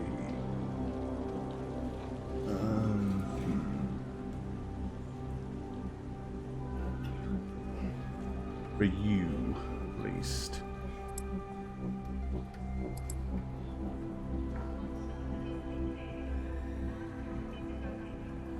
Do you have anything in either first aid or paramedic? I mean, you can still roll, even if you don't, because you still have the basic stat, which in this case is tech. So You just don't get to add first aid or paramedic skill to it. I do have 2 perks in first aid because everyone does. I mean, that's one of the Yeah, base correct. things given. So I do first aid. Okay, go ahead and give me a roll for that then. To see what else you can figure out. Oh, a decent roll. Okay. Not bad. So 2 things. First of all, it's very clear to you that this blood spatter, this blood spatter, this blood spatter, and this one, none of them are trails. None of them have blood trails. which means everybody pretty much where they got hit is probably where they went down, is what your guess is. Okay. Which, with basic first aid and the amount of blood, is enough for you to know that here, and obviously here, there was probably a significant amount of blood, enough for you to think that somebody bled out. Over here, it is more kind of drops of blood, but there's no blood trail, which makes you think somebody somehow staunched the blood flow before leaving the scene. The other thing you'll notice, and this is just really obvious for anybody at a crime scene, there is only one body outline, which means only one body was here when they showed up, when the cops were called. Okay, I wonder what's... I mean, so obviously if people were picked up and there's no outlines, my mind would immediately jump to gang activity in the area, right? Like picking up their boys and carrying them off. So can I discern? Obviously, I can't discern what the gang was, but what gangs operate in this area of Little Europe?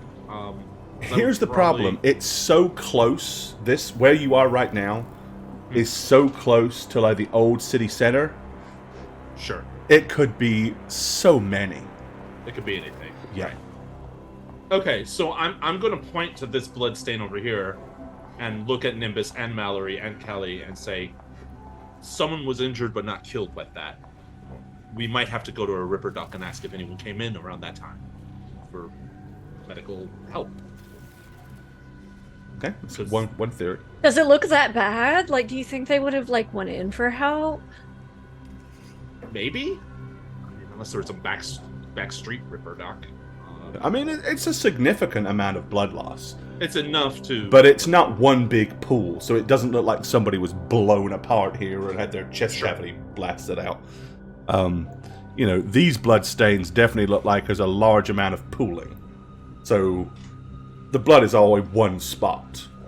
Over there, it's kind of scattered a little bit, so whoever was hit, or however they were hurt, they were moving. But then at one point, they covered up the blood loss. Yeah. Yeah. So I'm going to point to the 3 blood stains, including the one that has the drawing, and be like, those 3 probably died on the spot. Oh, so there were more casualties? Why don't they have the outline? Because they were picked up Taken. by their people. So it was likely gang activity. That's what I'm thinking. Gangs? We're going to move back over into the net architecture. All right, so if you wish to attempt to backdoor this password, you can do so with an interface roll. And it's interface plus D10, and it'll be versus the difficulty of this password. I was going to remind you of something. I was about to say, remember, Sorry. you guys all have a luck pool. Oh, That yeah. too.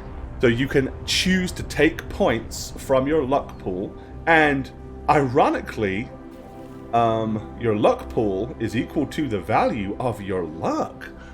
So whatever that You is, don't say. you get those points that you can allocate to any dice roll. I was just going to say that, Nat, we have a couple booster programs. One of them does add to this specific thing. Oh. Remember? Okay, Nope. so Yeah, it's the first booster program you got. It adds +2 to the roll if you activate it. Oh, it's the second one. Got it. the second one. So technically, yeah, and we're gonna, as I said, because this first mission is as much about learning for you guys and me as it is everybody else, right? So, yeah, I didn't know you had that. So yes, you would have activated that first as an action, giving you +2. Yep. Then you'd have made that roll, Okay. which ironically gets you to 10, which is enough to Yay. bust that password. So activating a program is 1. Yep. And then backdooring the program is 2. Mm-hmm.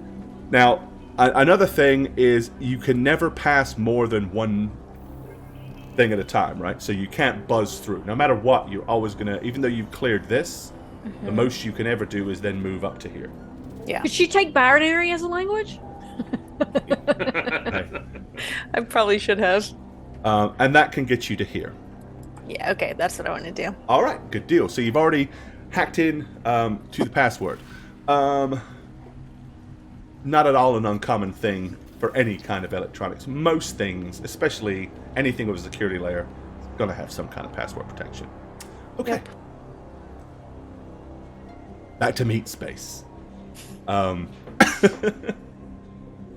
the little sound effects gone. Is there a Ripper Doc nearby that we could possibly question? Anybody got any local knowledge of Oh my gosh! little Europe? Wink, I wink, happen nudge, to know nudge. somebody, You may give me a roll. and she will roll as soon as she finds it. Education. Thank you. Scroll down. Ow. That's not too bad. 11. Okay. I mean, yeah, there's going to be at least a few Ripper Docs that you're aware of. You know that there's one no more than maybe a quarter of a mile away from here. There's like one, not even a quarter of a mile away from here. Why does it roll 2 dice every time? Because it's using a macro, it has to pre-roll the second dice to determine if it's a 1 or a 10, what the result will be. So, Well, damn, I wish it had taken the 10 instead of the 2. so one of them is the main roll, and then the second roll is ignored unless it becomes relevant. Well, okay, I got you. So it'll either, if you roll a 10, it would have added the 2. If you'd have rolled a 1, it would have subtracted the 2. Well, And that's how it would maybe have done after she, and I'm going to point to Saren, is doing what she's doing, we might go there and ask some questions. Take Like, us there. what is she doing? Is she like playing in the trash or something? Yo, dumpster diving is cool. Maybe I should go get like video of her doing that. Is that what she's doing? I don't know. I wasn't paying attention. I was distracted. Do you think that maybe you put it short? Do you still have fucking access to his apartment? He'll live with me. Oh, So okay, yes. okay. So yes. He got kicked. Yeah, he got evicted like 3 fucking weeks ago. He'd only lived with shit. me for about 3 weeks total. Mm. Do you have his agent? Or his phone? No, and when I asked our friend for it, he said that he never found it on his body. His friend? Like, Yeah. do you have his digits? Yeah, who's his fucking friend? He was his law enforcement friend from back in the day when he was a solo. He was the one that kind of gave me the shotgun shell and said that the forensics that they did on the scene said that all of these, and she kind of like, now you've kind of pointed out where they are, she's like, all of this other fucking blood wasn't his. And this was the only patch that belonged to him. So, as I said, so he got like, 3 of the bastards by the looks of it. So like he has a friend in law enforcement? Did he used to be in law enforcement too? No, but his friend used to, the guy that hit me up, he used to be a solo. You know, you have to understand, if his superiors found out that he gave us this evidence and this information, he'd be in serious trouble. So he kind of promised me not to say anything to anybody. Yeah, but fuck that shit. I needed to tell you because, well, I need you to find out what the fuck happened to Alex. Well, we can still keep that information on the down low. Like, I'm not a narc or anything. Also, if he ever says anything, just say we beat the shit out of you, you know? Oh, well, he's not going to say anything, but honestly, I don't think he knows anything other than what he's already told us. You know how it is. They show up, and if there's no obvious way to solve the crime, They fucking leave. they leave and go take care of some shit that they can do something about. I don't know. Fuck. You're killing me. Okay, out of character. What do solos do again? Solos They're just are, badass. Yeah, solos are They are retired the Han military, Solos. mercenaries, hitmen. They're all, basically, they were some kind of combat specialist at some point. Okay. So, do you like think that maybe this had something to do with him being a solo? Like maybe it's somebody that knew him back when he was a solo? Maybe, but Alex hadn't lived on the streets and kind of lived in that fucking life for at least 3 years. Why 3 years? I mean, if he'd have been newly retired, sure, but I mean, People can hold grudges. Like some people are bitches. They're just haters. You just have to. I'm thinking maybe it's the other way, where he spent like 3 years just kind of thinking about something that was bothering him, and then maybe he figured something out. you think Alex just come down here fucking gun him for people? Like, walked out here at the, walked out here from his apartment. I mean, incidentally, and then she kind of points at the building entrance here. That's where he used to live. So, yeah. as I said, he'd been evicted for 3 weeks. I don't know why he came back here, but none of his shit's in there. It's all at my place, such as it is. There might be a secret stash somewhere in there that he was going. Yeah, I was thinking more along the lines of maybe he did come down here and just fucking stir some shit, Maybe he figured something out. You saying he was wrapping his mind around something, he came down here to get some kind of street revenge or something. I don't know. As I said, maybe he was a little rusty. He told sounds me- like he was totally badass, but 3 years off does a lot. Well, as I said, he told me he hadn't lived the life for 3 years. We were together about 6 months. So I don't know that much about him other than what he told me, but in the 6 months that we've been together, it was only really this last couple of weeks, as I said, that he started acting a little off. And then yesterday was when he just was really anxious, pacing the apartment and walking up and down. And I told him, if he didn't quit, he was going to wear a fucking groove in the carpet. And then he just said, I gotta go, he said. And then he stormed out of here. And I opened the window and I screamed, yeah, well, motherfucker, if you're going now, don't fucking come back. I didn't mean it, but that's how our relationship is. Yeah, he was gonna come right back up, so of course. I'm gonna But he kinda didn't come back, and that's part of why I've got to find out what the fuck happened to him. What do you know about this anybody? shit sounds like your bag, Crow. No, I was just gonna say, when Saren is done doing whatever she's doing, dumpster diving, as Nimbus so eloquently said. That's gonna be what we call it from now on. We should break into his apartment up there, his old place, and see if there's anything we can find out of the ordinary. Journalism, I like to call it. She says, you could, but you know how it is around here. They probably had people move in that place the day he left. So I'm sure if we're breaking into that apartment, there's probably a family or somebody else is living there now. Probably has been for 3 weeks. We'll make an excuse. I'll be working on something, like some appliance or something. The landlord did it, I'm just saying maybe breaking in might not be the best way. Yeah, no, we'll knock on the door. Great way to and get it'll fucking be... shot. No, we'll knock on the door and there's some mandatory changes that need to be made to some appliance, codes. Maid service! And I'll just show up, I'll hit something with a wrench for 3 minutes, flip a screwdriver upside down, and they'll give me $50 or 50 ducats. What do we call them? Eddies. Fucking Eddies. They'll give me some fucking Eddies. They'll give me a goddamn... They'll drop some fucking euros on my head and we'll get the fuck out of there. It's no big deal. Okay, back to cyberspace. Alright, Yay! you approach the next node? Yeah. Alrighty, well, what happens? Let's see, shall we? I would love to. I want that. And I want... Where is it?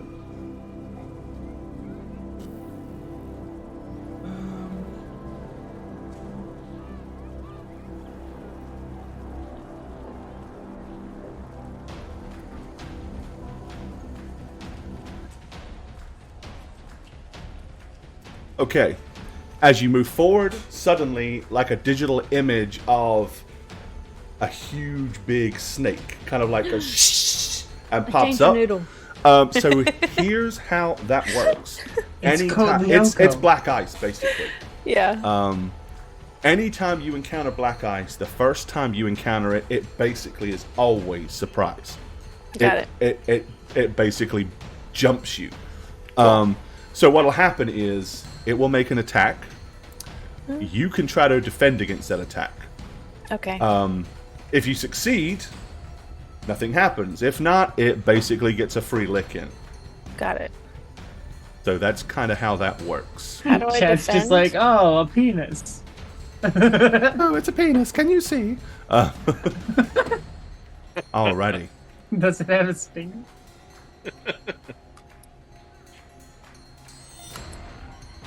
Do not boop the snoot. It's a venomous. Do not boot the snoot, right? It's a danger noodle. Caution ramen. Alright, so it is going to make an video attack, again. which is its interface, or basically it's not its interface, it's its attack plus a d10. Okay. And do I just like roll interface? Hold on. Alright. Its offensive maneuver is a 12. Okay. Dang. So, to defend against that, it is your interface plus a d10. And you do have luck. Just Remember, you have luck, yes. You can use your luck ahead of time, but not once you roll. As dictated earlier when we were talking about luck and being confused. Okay. It's like a trading Let's card game. Use 3 points of luck then. Why not? It's, right? yeah, Spook. It's literally like Pokemon. Yeah, don't. In a weird way, activate it his kinda crap is. card. And it has a res of 15, which is basically 15 hit points. So I'm gonna use 3 points of luck. Okay. So I just put that in the roll bonus, right? Yuki boy, you've activated Resid's Ooh. secret ability.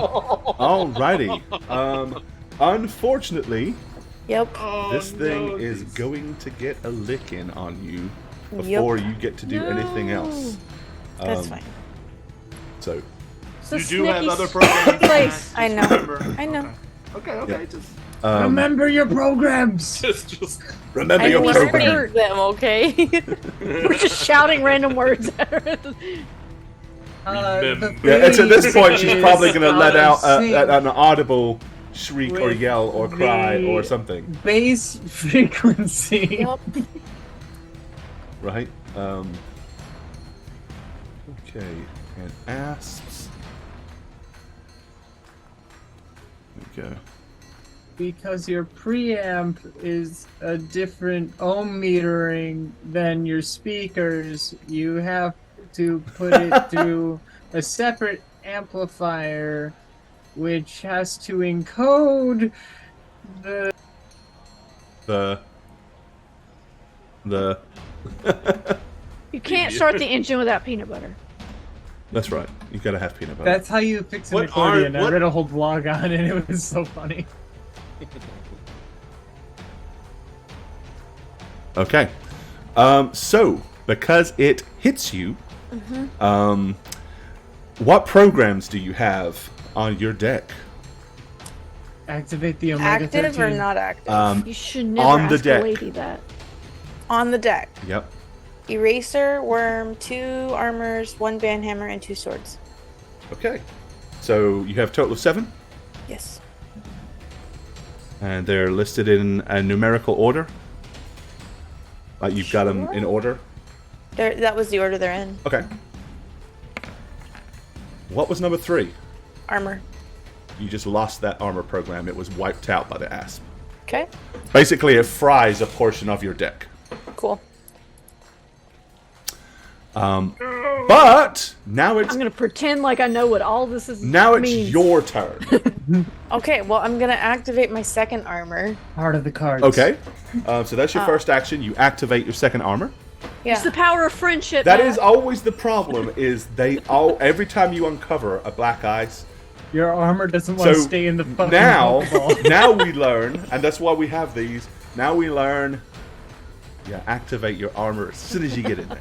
Yeah. I thought Deleted about it at older the end moves of last are turn, insert. but I didn't say it, so I was No, like, it's oh. all cool. It's all cool. Okay, All right, and then I'm gonna so you activate sword. armor. All right, so activate sword. Yes. So you get to basically make an attack on it using sword. Mm-hmm. Okay. Swordward and Shieldbert are the worst NPCs ever written. It doesn't have a roll button, so Well, you're going to do so. The attack is the basically interface? going to be your interface plus D10 Okay. versus its defense plus D10. I You just rolled can't it. block it's, because it's tapped. Right.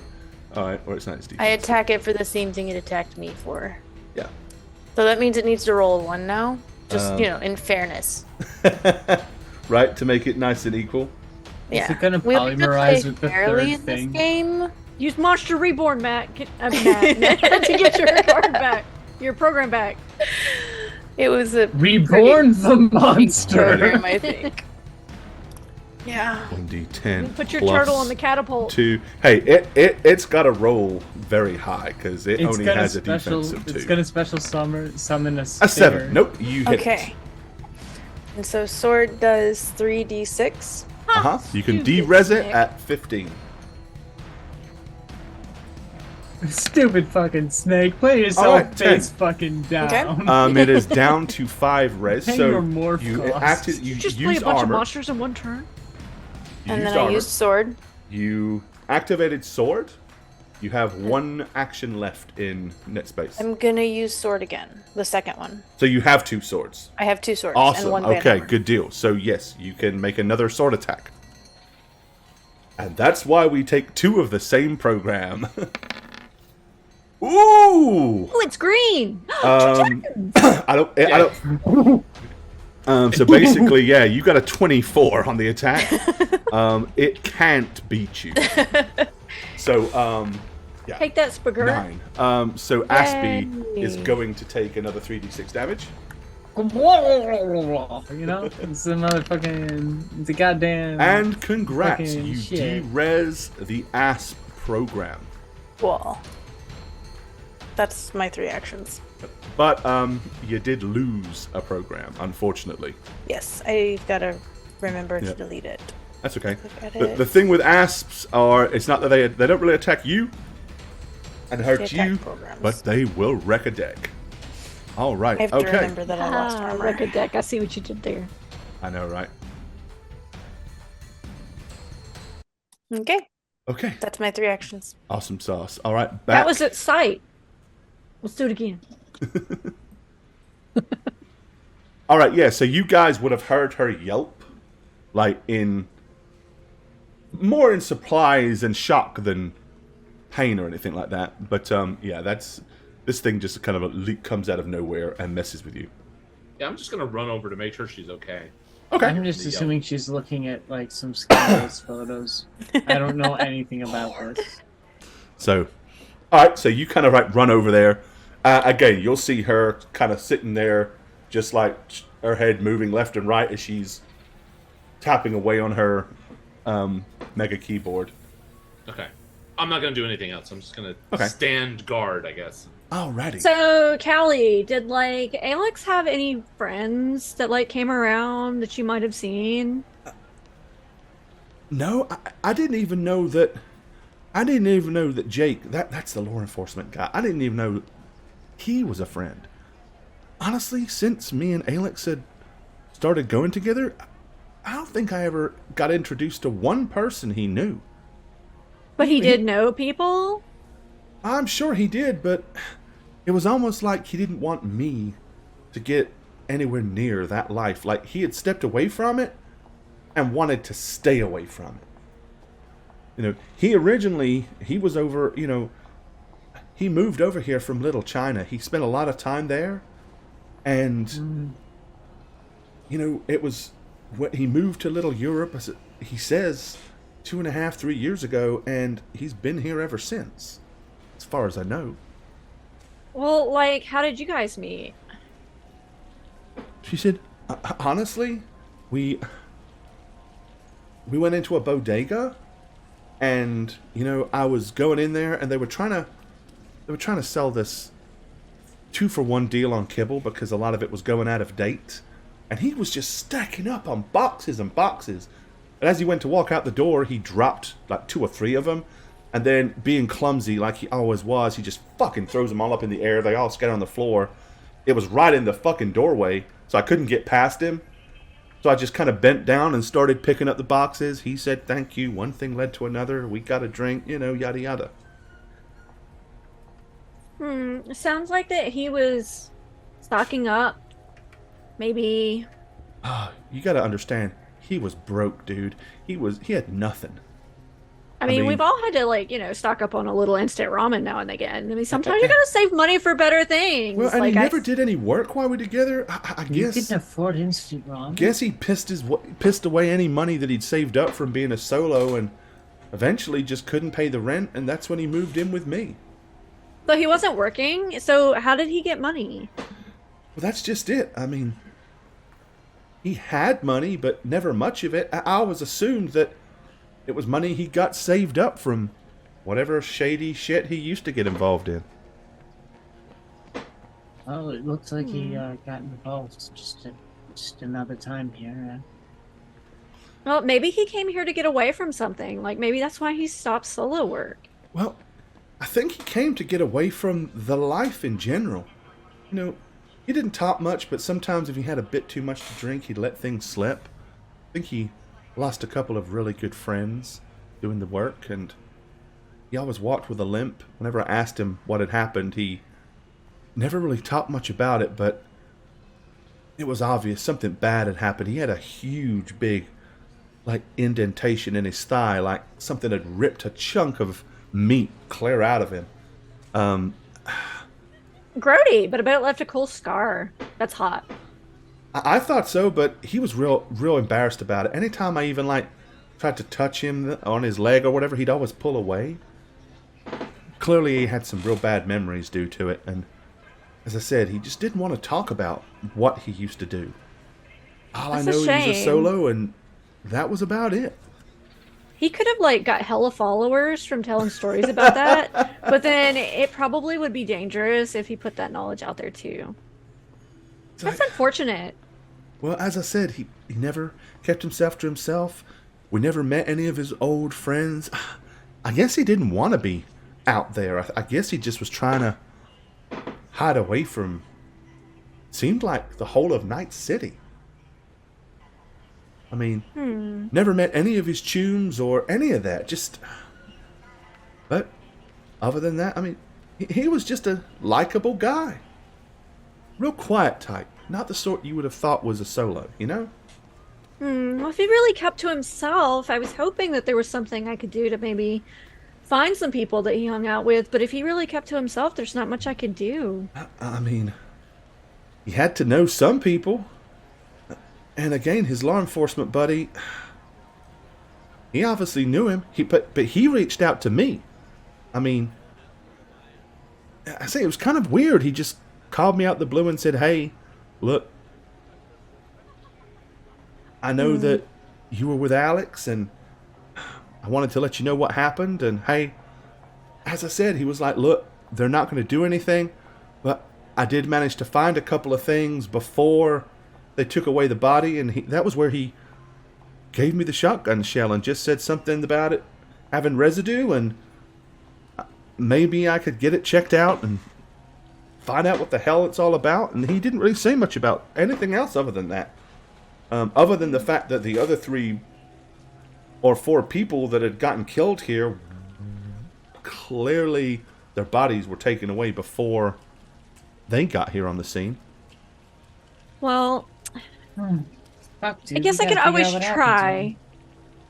I'm going to walk over here in the corner. I don't want anything weird in the background, but I'm going to try to find the place with the perfect lighting. There's really not one back here. Well, the best lighting that I can find. Unless you can get your hands on Cro-Magnus's flashlight and maybe position it. I mean, I have a flashlight. If I see her doing that, I might do something with it. I'll hold it up and I'll just be like, I'll turn to her. Try and to be move like, the angle. Of course you would. Of course. You Okay. Yeah. I'll make like a little 3/4 light there. And then I'll turn. I'll be like, fuck, dude, we gotta find this. We gotta figure out what happened to this guy. I'm gonna use the light that Mallory's making. I'm gonna whip out the selfie stick again. Okay. And work some magic here. I'm gonna broadcast out to my audience, and I'm gonna show them the picture that she sent me of Alex. Okay. Oh, you're using outreach. Okay. And I'm just gonna kind of ask if anybody had seen this guy. Alrighty, so you're going to kind of put that out there into the fandom. Yes. All right. You'll hear my pocket vibrate again.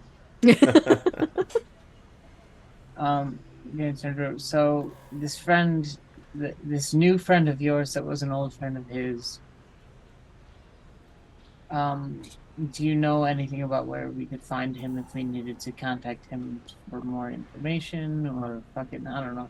We gotta look into this shit with the green fucking shotgun shell. I know what precinct he worked for, but only because he said, hey, this is Sergeant so-and-so with the precinct, or whatever, but shit. Yeah. Kind of made me promise that I wouldn't involve him anymore, you know? I really don't want to get him in trouble. Shit. Yeah, okay.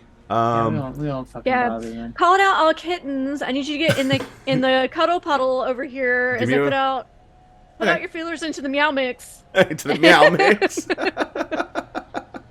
All right, give me an interface ability roll. Interface ability? Yep. Oh, my charismatic impact? Yeah, your charismatic impact, yep. Damn. That one sucks.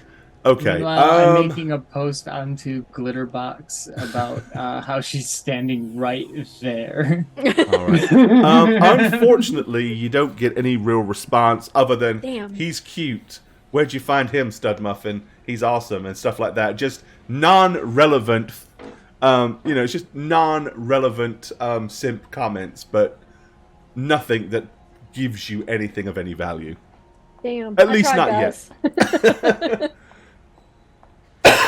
Okay. We're going to jump back over to the net then. Can't say I've ever been to one of those beta. All right. You conquered that node, so you get to move to the third node if that's what you want to do. Yeah. Let's go ahead and move up. Okay. I just realized I'm on the wrong. All right. And here you find a control node. Okay. It is a fairly basic control node. Okay. And basically, if you want, you can use your control ability to try to take over the node and then decide what you want to do.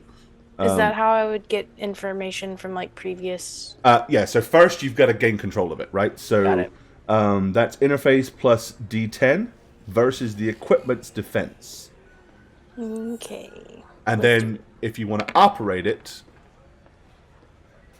okay, you get an 8. Mm-hmm. And it is...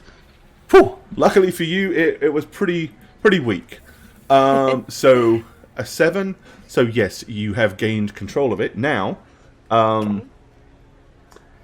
you can operate this by doing numerous things. At this point, you could take control of the camera and pan, tilt, zoom, and look around the neighborhood with the camera. Or you can basically try to find where it interfaces to, and if indeed it is backed up and being recorded, and try to access that file. Which technically would be one more node up, but for argument's sake, it's at this same node level. Okay. That's what I would like to do. I would like to try to find the backup saves of videos. All right.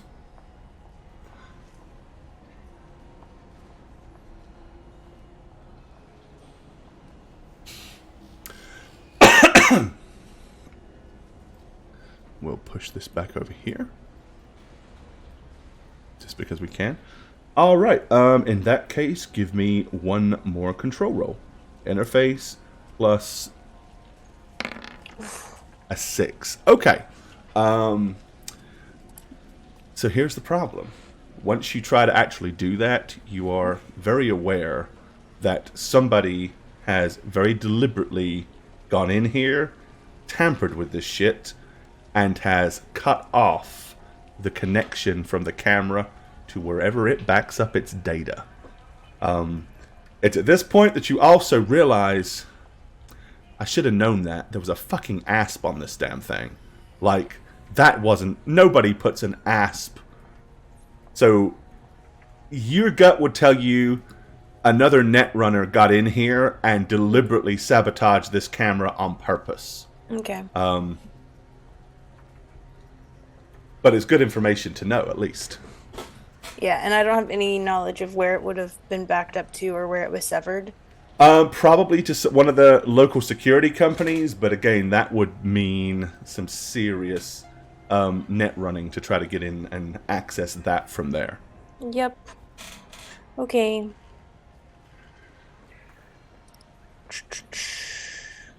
That was 3 actions? Was that 3 or just 2?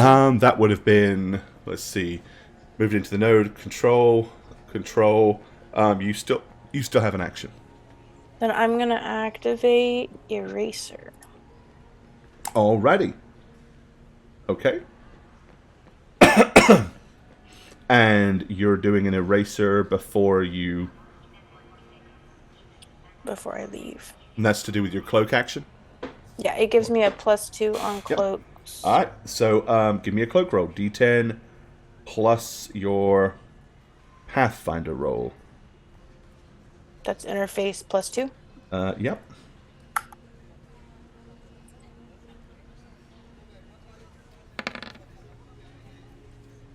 All right, so you have a 12 on cloaking out, Okay. and then technically you jack out as an action, but you're going to automatically do that because nothing's going to stop you.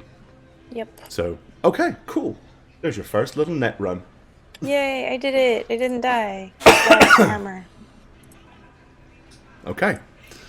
So yeah, eventually you guys will see her kind of like close up her deck and like drop down or stand up over on the dumpster. So clearly, Saren is done doing whatever she was doing over there. Okay. What's your next course of action? I'm gonna look at her and say, "Are you okay?" She's like, No, I'm asking Sarah. oh. Oh, yeah. Yeah, Fester and I are fine. You yelled, so it's just. Oh, Fester, saw a snake. Sorry, Snake. In the dumpster? Oh, in the what you were doing. Yeah, Fester was trying to get through the program so we could get the camera footage. And there was a snake. Fester fought the snake for us. You know? Bester, sure. What'd you find out? Did you find footage or? Well, no. It was, severed from its connection. I think somebody else went through it. But, yeah, I couldn't access any of the footage. Shit. Yep, it was sabotaged by somebody else. Fucking netrunners. Tells us that it's some kind of organized thing, doesn't it? Does anyone know what kind of gangs operate around here? That was what Crow was talking about earlier, but because it's so like you're within quarter of a mile of the old city center, so many gangs could have operated around here. It's a crapshoot. You'd need some kind of information to kind of allude to give you a clue of what sort of gang it could have been, because it could have been one of 50. Right. So this is definitely a long shot, but I am going to use an action to activate my cyber audio suite.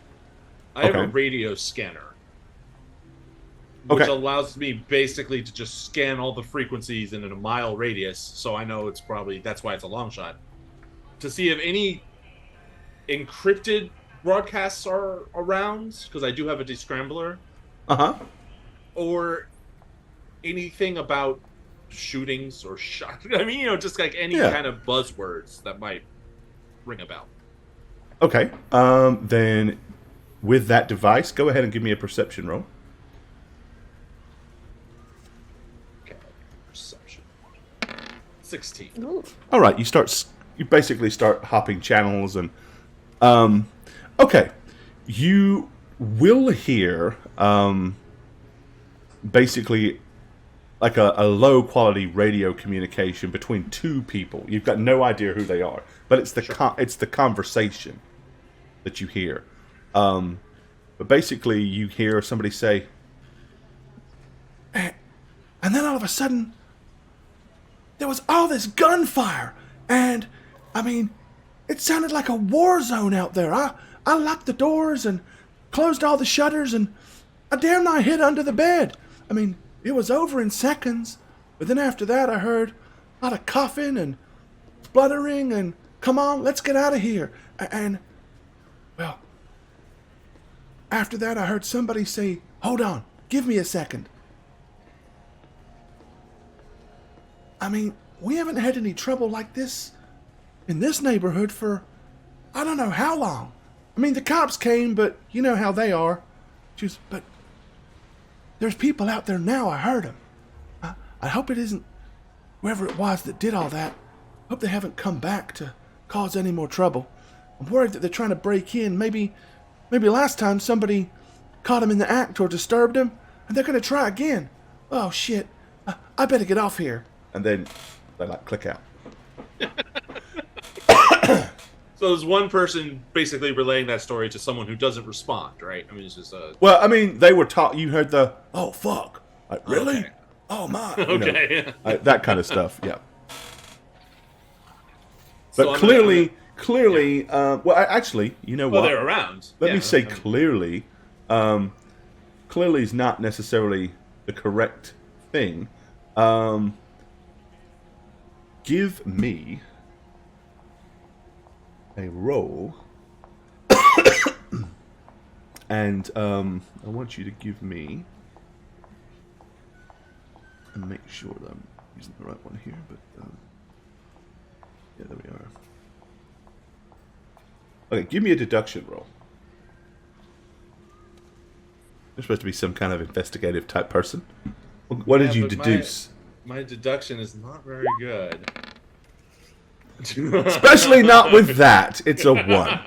Okay, you deduct. I deduce nothing. You deduce whatever you think you can deduce from that. I'm giving you no leap out clues or no obvious tie-ins. Sure. I'm beginning to see the value of some of these skills, which I wasn't fully aware of how they operate. That's cool. That's why anytime there's like there are some times when we play that I may or may not use the skills as often. I'm trying to use a lot of them now, just so you guys can so we see get used to it. How some seemingly non-used skills can suddenly become important. So I'm going to kind of like, you're going to see my head wobble a little bit as I'm listening to all this shit. It's kind of weird because it's, you know. And then I'm gonna turn it off, and I'm gonna turn to everybody and say, I heard someone on the radio talking to someone else about this situation. They must be in this immediate vicinity. Maybe at the building where he lived, or this building over here, and I'm going to point to where the camera was. Are all of these residential buildings in this alleyway surrounding? Yep. I mean, this building, this. So basically, like, this all here is one building. Okay. This is another building that kind of runs along here and here. So, okay, so I'm gonna say. You're saying we fucking question a bunch of witnesses. Well, they heard someone. It was the gunfire, and they heard someone get hit, and to get out of here, and so yeah, it'd be someone in these immediate buildings. I think he was on the radio talking. It was like a citizen band talking to someone else. Okay, so who the fuck is it? Like, do you have a profile? Yeah, I mean, they obviously, the way they were talking, they heard. Everything was, and I heard, and I shut the, you know. Well, like, you had to get on the radio, the scanner, to find that out. Of course, the people that live around here heard what happened. They live here. Right, but now we know someone was a witness to the sounds and the night. I'm sure everybody that lives here were a witness to the sounds. May have been. It was a gunfight. White Snake. Maybe we can get them to remember something else that was said. That was not broadcast over the radio. Okay, but then, like, how do we find the specific people that you heard? Well, we have a netrunner and an influencer. Also, I heard their voice. If I heard it again, I'd probably be able to put two and two together. It was a fairly clear signal, so you could ascertain that they were reasonably close, but reasonably close with a radio signal could be anywhere. Could be blocks. Yeah. Well, the only other option is to go to the Ripper Dock and ask to pursue that lead, or go to the apartment, as Mallory suggested. Well, like, I don't think that either are bad ideas necessarily, but one is probably going to take a lot less time. And that's the apartment. What? No. Like, finding the Ripper Dock that's close by, that's just one person we have to talk to. Whereas we might have to talk to a lot of people if we go to all the people in the apartment. But Oh, the apartment's were you talking right. about going into his apartment? Yes. Oh, silly me. I'm so stupid sometimes. It's the I'm gonna kind of whisper that, like. It's the tech hair implant. It messes with my brain. The tech hair. It gives me smooth brain. I'm just gonna point at the entrance of the building. Be like, shall we? It's right here. Whoa. Don't all answer at once, and I'm just gonna start walking that way. I mean, luck's never really played in my favor. Okay. Girl, you gotta make your own luck. That's what I always say. I design it. I design luck. It's in the form of bullets that hit their marks, but you know. That's your luck. I'm not really gonna understand what she's talking about. I'm just gonna be like, that's I'm talking it. about shooting people. Just like, that's... I think that she's just agreeing with what I said, and I'm just gonna be like, that's the spirit. I'm just gonna walk off. Okay. All right. So yeah, your friend will. Why can't I pick her up? Oh, because I'm on the wrong. There we go. All right. She'll just kind of like nonchalantly just follow you. Oh, good. I don't want to leave her out here. She's like, "What are we doing?" We're gonna like go check out your old digs. Oh, you mean Alex's old digs? Yeah, that's totally what I meant. Okay.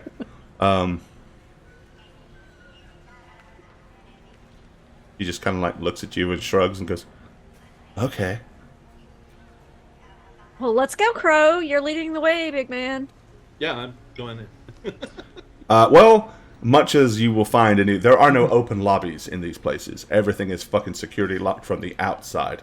No one's going to let somebody just willy-nilly in, so you're going to have to break into the building. Or convince somebody to open the door and buzz you in. What kind of, like, would that be something I could break into? You could absolutely technically interface in and deactivate because obviously if it's someone can buzz them in, then it's an electric-controlled lock. So technically, yes. I'll do that. Physical Incidentally, lock, I could try to pick it. I was going to say, incidentally, there's also electronics I also have- security tech, and you could try to do it the old-fashioned way. I do have, like, a lockpick as well. Yeah, I also have lock picks on him. Wow, you guys are just all about the breaking and entering, huh? We can't just ask.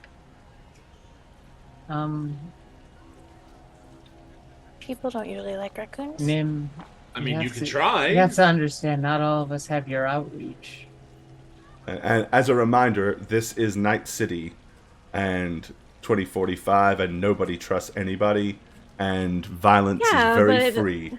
I'm not anybody. I mean, it's fair to assume if any random person was to try to break into this apartment complex, and it's clearly a hostile act that you'd be doing, so it would not be at all surprised for somebody to shoot first and ask questions later, especially if there was severe gunplay and violence yesterday. So just to make sure you guys are, socially you're aware of the sign of the times. It would not be necessarily a safe thing that you're about to do. Certainly doable, but don't assume that it will resolve peacefully. Well, it may not. Nimbus, you can try. Maybe buzz his old apartment. If the new people moved in, they might know you. Oh, am I buzzing them, or am I just buzzing someone in general to let me in? No, the possible new residents of his old digs, right? Okay, so yeah, she can tell you Well, yeah, he was on apartment 443. And she'll kind of like push over and point, like run her finger down and point at the button. That was him. See if anyone's in there. Okay, I guess I'll buzz. Okay. Bzz. So here's another reason we can use luck. Give me a luck roll. And there's no skill associated with it, so you're just going to do use your luck with a d10. Oh, I just roll a d10? And add your luck to it, yep. Unless you feel lucky and want to use luck points to add to the luck roll, which you can. D10 plus... Hey.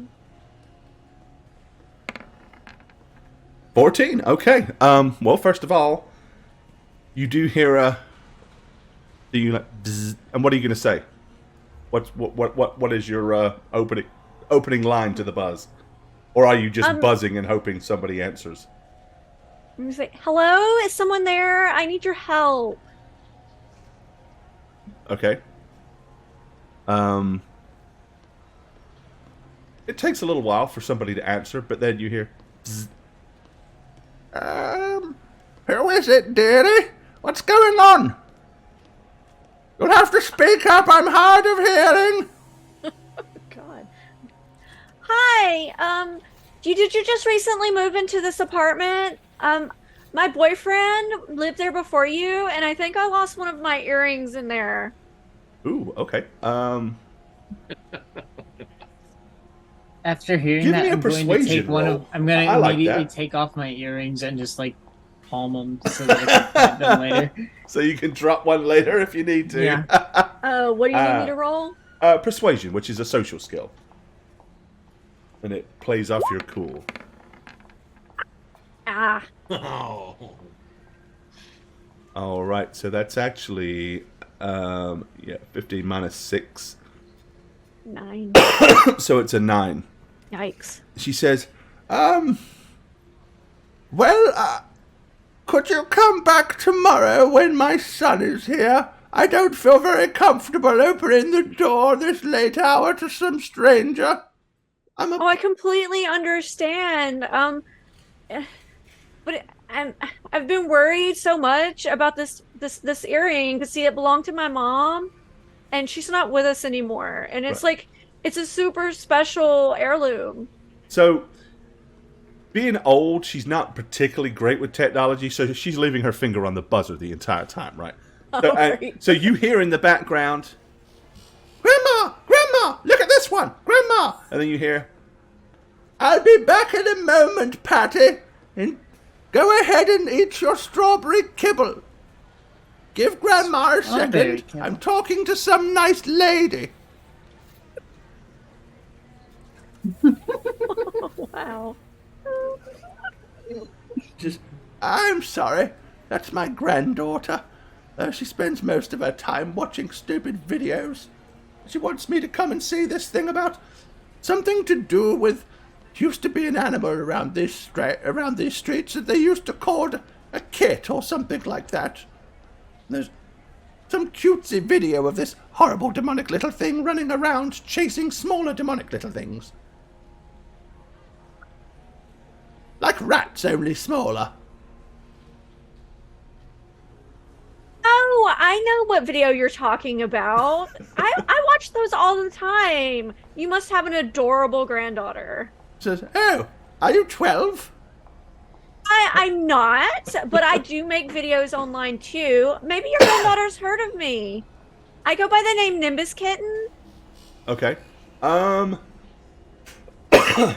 Use your roll ability for me. Oh shit. Okay, you hear... Did she say Nimbus Kitten? She says, she said something about numbness, I think. I didn't quite hear her dearly. She says, Nimbus Kitten's that cute girl that I showed you her video. She's got the big puffy hair and the long ponytails. And she said, you know what she's talking about. I'm sorry, I don't know much about these newfangled things. Oh, did you say your name was Patty? Patty, I'm Nimbus Kitten, and I'm gonna say some catchphrase. I'm sure she knows that I say all the time. Okay. You'll have to come up with that for the next session. I am currently you hear like posting that something she said drop, her catchphrase, and then you'll hear like footsteps, like, and then really loud, you'll hear this little girl like, "Oh my God, is that really you?" What? Yeah, clips. Oh my God! Oh my God! Oh my God! Oh my God! She said, "Calm down, Patty. You're acting like a buffoon." this is Cloud Bomb 7. Yes, it's really her. She says, "Nimbus Kitten! Nimbus Kitten! Nimbus Kitten! Let her in, Grandma! Let her in, Grandma! Let her in, Grandma! I must have won something! I must have won something! I want a giveaway! I want a giveaway!" And she starts like freaking out. She's like, "What are you talking about? I'm sorry. She says she's won something. You know what she's talking about?" I'm gonna dig through my pockets for something. Won this.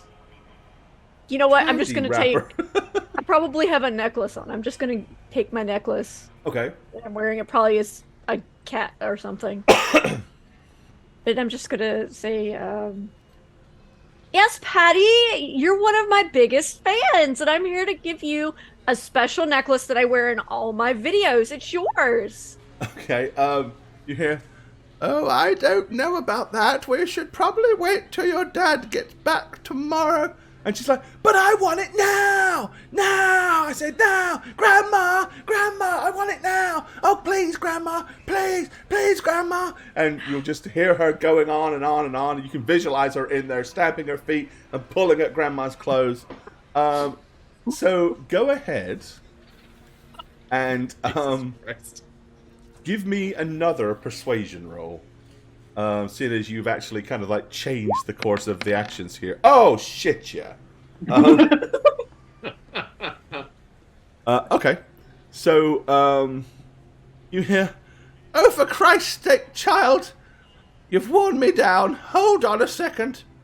Well, I suppose we can let you in just for a moment. Not going to murder us, are you?" I promise. Okay, well, you sound like a trustworthy girl. Hold on, then. And you hear, bzzz, and you hear the door click. All right. None of you embarrass me. This is one of my biggest fans. This is the fan that... Esther, don't do anything embarrassing.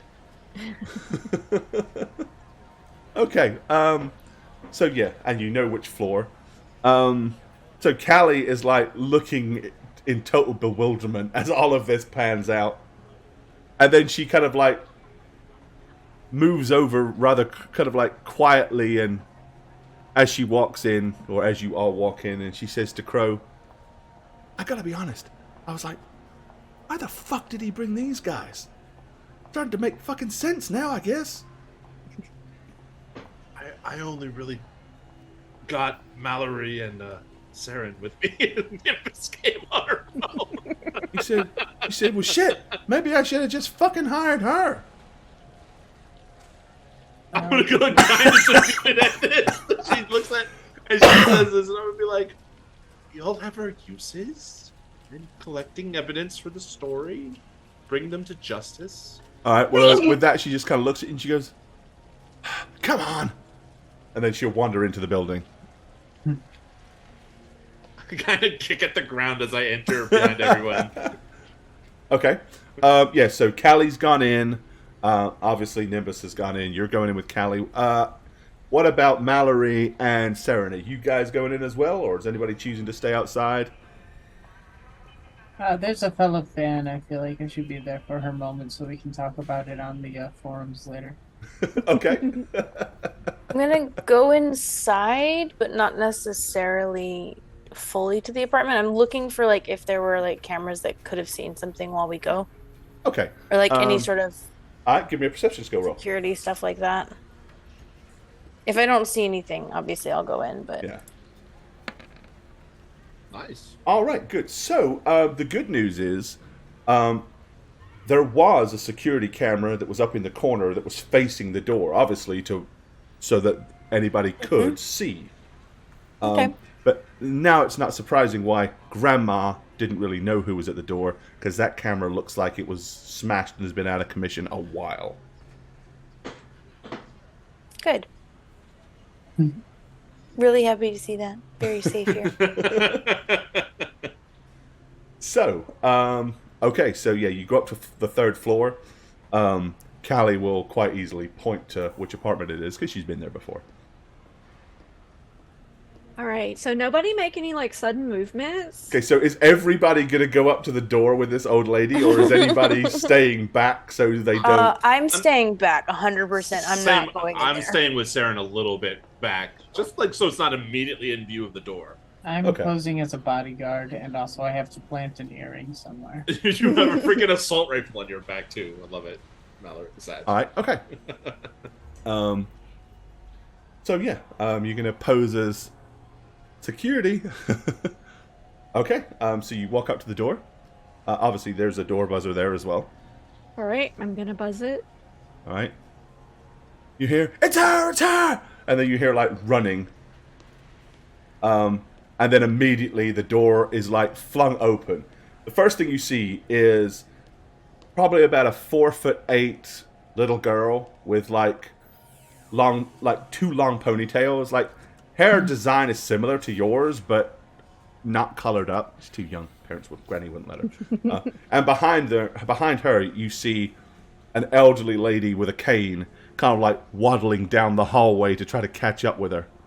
And she's like, "I love you, Nimbus Kitten!" And she like grabs hold of you and starts to hug you. I'm gonna pat her on the back. I love your hair, Patty. She goes, "When I'm older, I'm gonna color it just like yours." It's gonna look so cute on you. Look what I got. I'm gonna hand her the necklace. Okay, she looks at it. She goes, "Oh my god, it's so pretty!" And she like, "Put it on me, put it on me, put it on me, put it on me, put it on me, put it on me, put it on me, put it on me."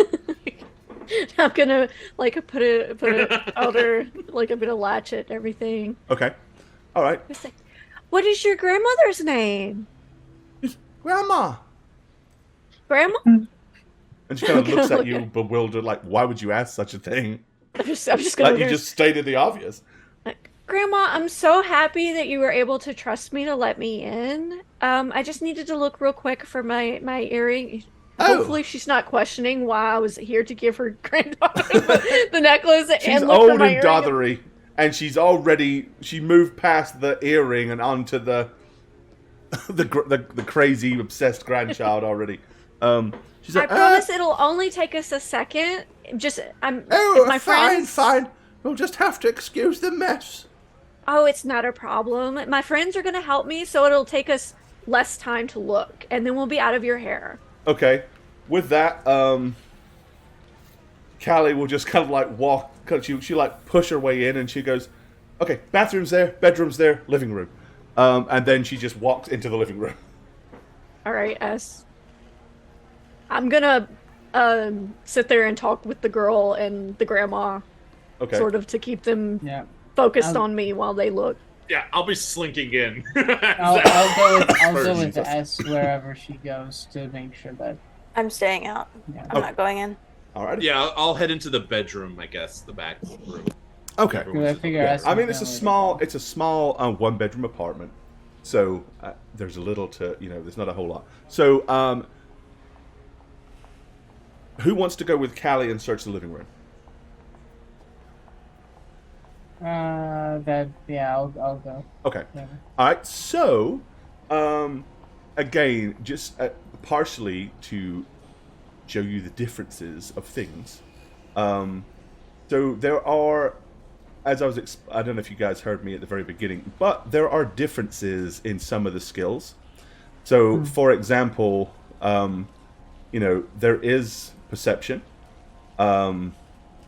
which is your ability to kind of see things and be aware of what's going on around you and all that sort of stuff.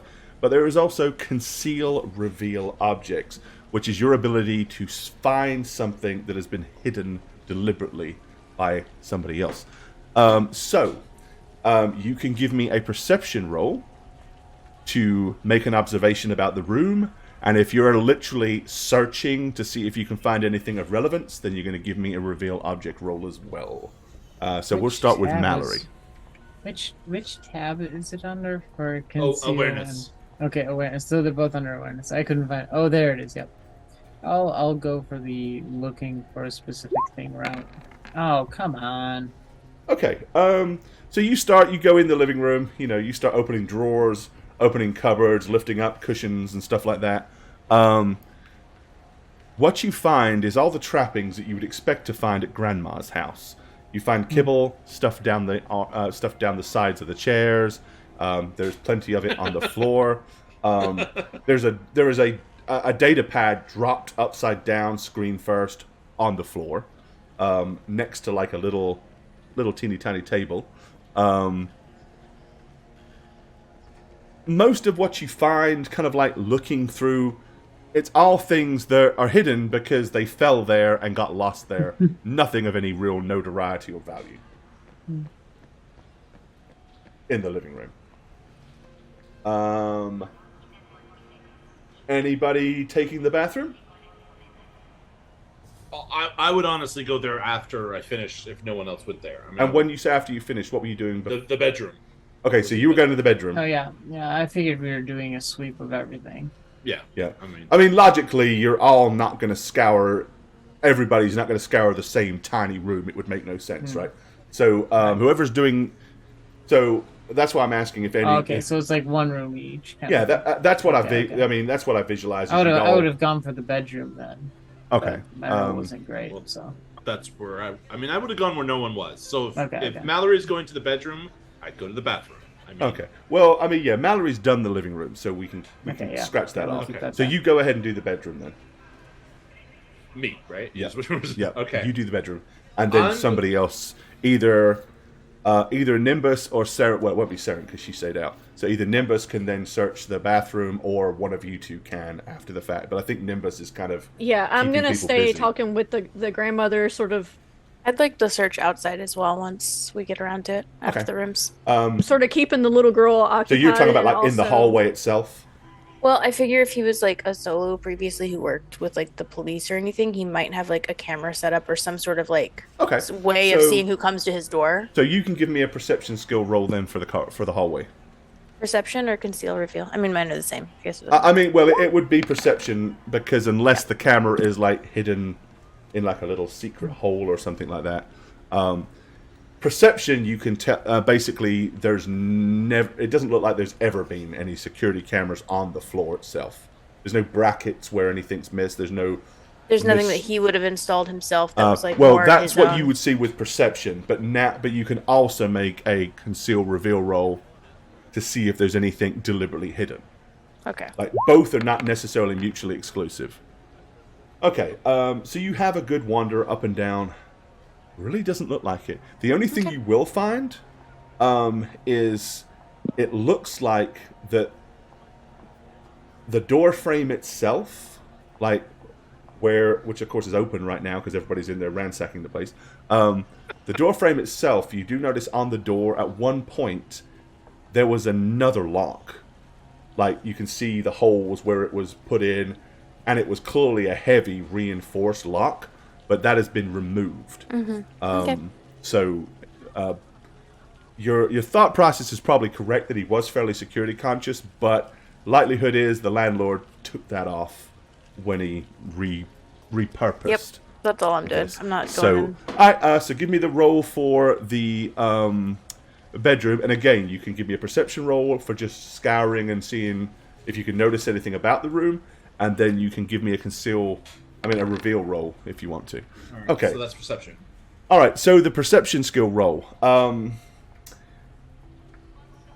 At face value, there's two things you notice. One, clearly, nobody repainted this room or redecorated this room when they re-let it, right? Because the walls are still filthy and dingy. Other than that, again, most of what you see is the sort of shit you'd expect to find in an old lady's bedroom. Right. There's a small cot in the corner of the room, probably where when her grandma or her grandchild sleeps over, she sleeps in that. There's like a nightgown a pink nightgown laid across the bed. There's a little side table with a couple of old cups and like a little data pad, which is probably some form of, reading material, whatever. But at face value, you see nothing untowards or out of the order. Yeah, I'm not focusing on like the furnishings that I believe that they brought in. Yeah. I'm focusing more on like the walls, the floors. Right, and that's what I'm saying. That other than that, there's nothing particularly. They're it's not old, they're dingy, repainted. but there's nothing particularly that looks out of place or. Okay, so I'm gonna put my 2 luck points to this conceal reveal roll. Okay, so that would be for the reveal side of this. Okay. So the reveal side. So this plus 2, basically. Okay. Okay, so 24. Alrighty. So you have a good search. You will find something. You will find something under the bed. It's my earring. No. Oh my god, it is too. It is the earring. Holy shit. Okay. Realizing that clearly Alex must have been cheating with Nimbus Kitty on the side, she's going to shoot you. No. I get those views somehow. Nimbus is the killer. It was a love crime. Okay. Yeah. So you start, you kind of scour through everything. The first thing you notice is you kind of go underneath the bed. It's filthy under there. So the landlord clearly didn't even bother to have the place cleaned before he sublet it. But in not doing that, all the way at the back, kind of underneath where the headboard is, you find a metal case, probably about yay big, about this, and once you kind of fish it out of there, it's clearly an old ammo box. Oh, interesting. I take it. Okay. Scooch out from underneath the bed, it's just filthy and dirty. Walk out with a huge box, earring. And I look no cleaner or dirtier. I look normal because I'm you're dressed equally in as crappy grungy. clothes. I mean, as I said, it's An it's ammo perfectly box. stuffable up your jacket if that's what you want to do with it. Oh, I stuff it up Yeah. my jacket. Okay. And then there is the bathroom. So, either one of you can take that. So I don't know whether Mallory wants to dive in the bathroom because you were probably in the bedroom longer than she was in the living room. Sure. So, all right, Mallory. Yes, I have to same do thing. it. You right. can perception. You can do perception to ascertain anything of obviousness about the room, and then you can do a reveal if you want to search the place. Both sounds fantastic. Here's a perception. Oh, Okay. come on! So yeah, another good scour. Clearly, cleanliness is not next to godliness in this woman's eyes. The toilet, the toilet bowl is stained. The seat rim is stained. Probably not the doing of a female. Probably the doing of a male. And that's the first thing you notice. You also see that there's a trash can that has got quite a lot of empty pill bottles in it. But that's what you find with perception. Yeah, the pill bottles, they look like old person meds. If you want to pull them out and start looking at them, they all have very medically sounding names on them. So, do you have anything in paramedic? I have 8 in paramedic and 14 in first aid. Huh? Oh, combined, totally, you mean? No, yeah, my score for paramedic is 8. Yeah, Okay, yeah, because it's level 0 though. Yeah. yeah, so you don't actually have You any don't have any points in it. skill ranks, just No, stat. no, That's no, your yeah, Yeah, okay, that's why you was Yeah, confusing me. I was like, you I was can't have confused. more than 6 Yep. skill ranks yet. That can't work. Okay, so it wouldn't be first aid because that wouldn't cover this, but paramedic could potentially. A paramedic would certainly know enough about some meds. First aid, Go ahead not and so drop much. So give me a roll. Oh God! Oh, that's a shit roll. Okay. It's none of the kind of medicine that you're familiar with. Okay. It's Yeah, I it would probably just drop it's that then. probably old people medicine. Yeah, probably for arthritis. I would look for hiding spots then because All right, go ahead and give me a good old scour then. Okay. You kind of, you know, you check the towel rack. You look in the airing cupboard. Over the sink, you kind of find the pill cabinet. You start like pulling off the existing pill bottles and glancing at them, and most of them are, oh, that's the same as the shit that's down in there. And scour through. You will, however, find something slightly interesting to you. No container, but there is a very faint little green ring. Like something sat. It's about the same size as a shotgun shell.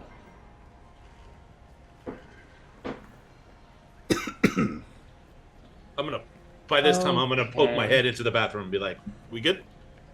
Nope, very not good. Bring the thing here. Evidence. What my thing? The evidence thing. Oh, okay. It took me a while because, you know, I don't want to walk over and extract the shotgun shell from my pocket, which I have pointed up the opening. So spill out my pocket. Yeah. I'm gonna kind of point at the little circle and be like, that looks like that. I mean, it is about the same diameter, so it is entirely possible that this, or something similar to this, may at one point have sat in this spot. So I'm gonna look at the shotgun shell kind of closely to my cyber eye, and then I'm gonna lean very close to the ring around the sink, like with my micro it's like video. a little ring on a shelf in the medicine cabinet. Oh, the shelf in the medicine. Yeah. So I'm gonna do that, so it's very clear that I'm connecting the two for future editing of my video. Yep. Cool. So. Yep. And I'm gonna say, "Nice find. You can go. I found something too. Show you outside." Okay. Also, I'm going to find these earrings. Oh, look what I found! Okay, on the perfect. way out. Yeah. I Okay. would have asked the grandma if she or her son heard anything Doesn't know The about his night- son, but the night of the. oh, there was some loud banging last night, but I'm very hard of hearing, my dear. I didn't really know what it was. It was probably kids just banging the lids of the trash cans or the skips. Okay, I'm not gonna tell her there was a murder outside. I'm gonna let her continue to think it was kids. Neighborhood's murdering old ladies. You're next. No, sleep well, Grandma. Okay, yeah. Again, from this apartment, there's not a window that would have overlooked. You know, it's on the other side of the building, so anybody, even if they'd have looked out of an exterior window, they wouldn't have looked underneath or over the rear parking lot, so they wouldn't have seen it even if they were looking. Okay, nobody like untoward has been trying to approach her in the last few days, right? Like, I'm even gonna show her a picture of Alex to see if she recognizes him. No, I can't say that I recognize that gentleman. No, we haven't had any visitors other than my son popping in every great once in a while and brought young Patty over to stay with Grandma yesterday. But other than that, no, haven't seen anybody else. You're the first person to come to my door since I've been here. I'm gonna merge into the living room, hopefully with Mallory behind me. Maybe not. Maybe so. And I'm just gonna say, I'm just gonna give a nod to Nimbus, and then start heading. Oh, you towards the found door. it? I think so. Yeah, we have them. I found them. Oh, excellent! Okay. Well, the entire time, Patty has been, while you've been talking to Grandma, Patty has been asking you question after question after question. And, I've been answering all of them. okay, and she's like, "Can I be in one of your videos? Can I be in a video? You Can I know make a video? what, Can I make a Patty? video?" I'm gonna lean down and take a selfie. Let's take a selfie. I'm gonna take a selfie with Okay. her. She's like, And then I'm gonna say, All right, so we're gonna shoot a small video. Are you ready? You're gonna say my catchphrase, okay? Okay, she's like, On the on when I say 3, okay? And I'm gonna take out the selfie stick with the thing, and on the count of 3, we're both gonna pose and do my catchphrase. okay. So she's like, Which fucking is simps. I don't know what your catchphrase is, so It's something like Novanya. oh. Oh. I swear, Gorbad, you want me to murder a child at the beginning of every campaign, right? Because I'm gonna Wolverine claw on the back of her neck. She's at like, this point in time. I am Patty-san. And she's like, this is my grandmother. Kawaii desu. Okay. Yep. So she's super excited, and Grandma's like, "Well, thank you for dropping by. It's very sweet of you. I'm glad you found your earrings. Oh, for fuck's sake, this child is never going to go to sleep now. She's too excited." No. Okay, and she'll kind of like politely escort you out.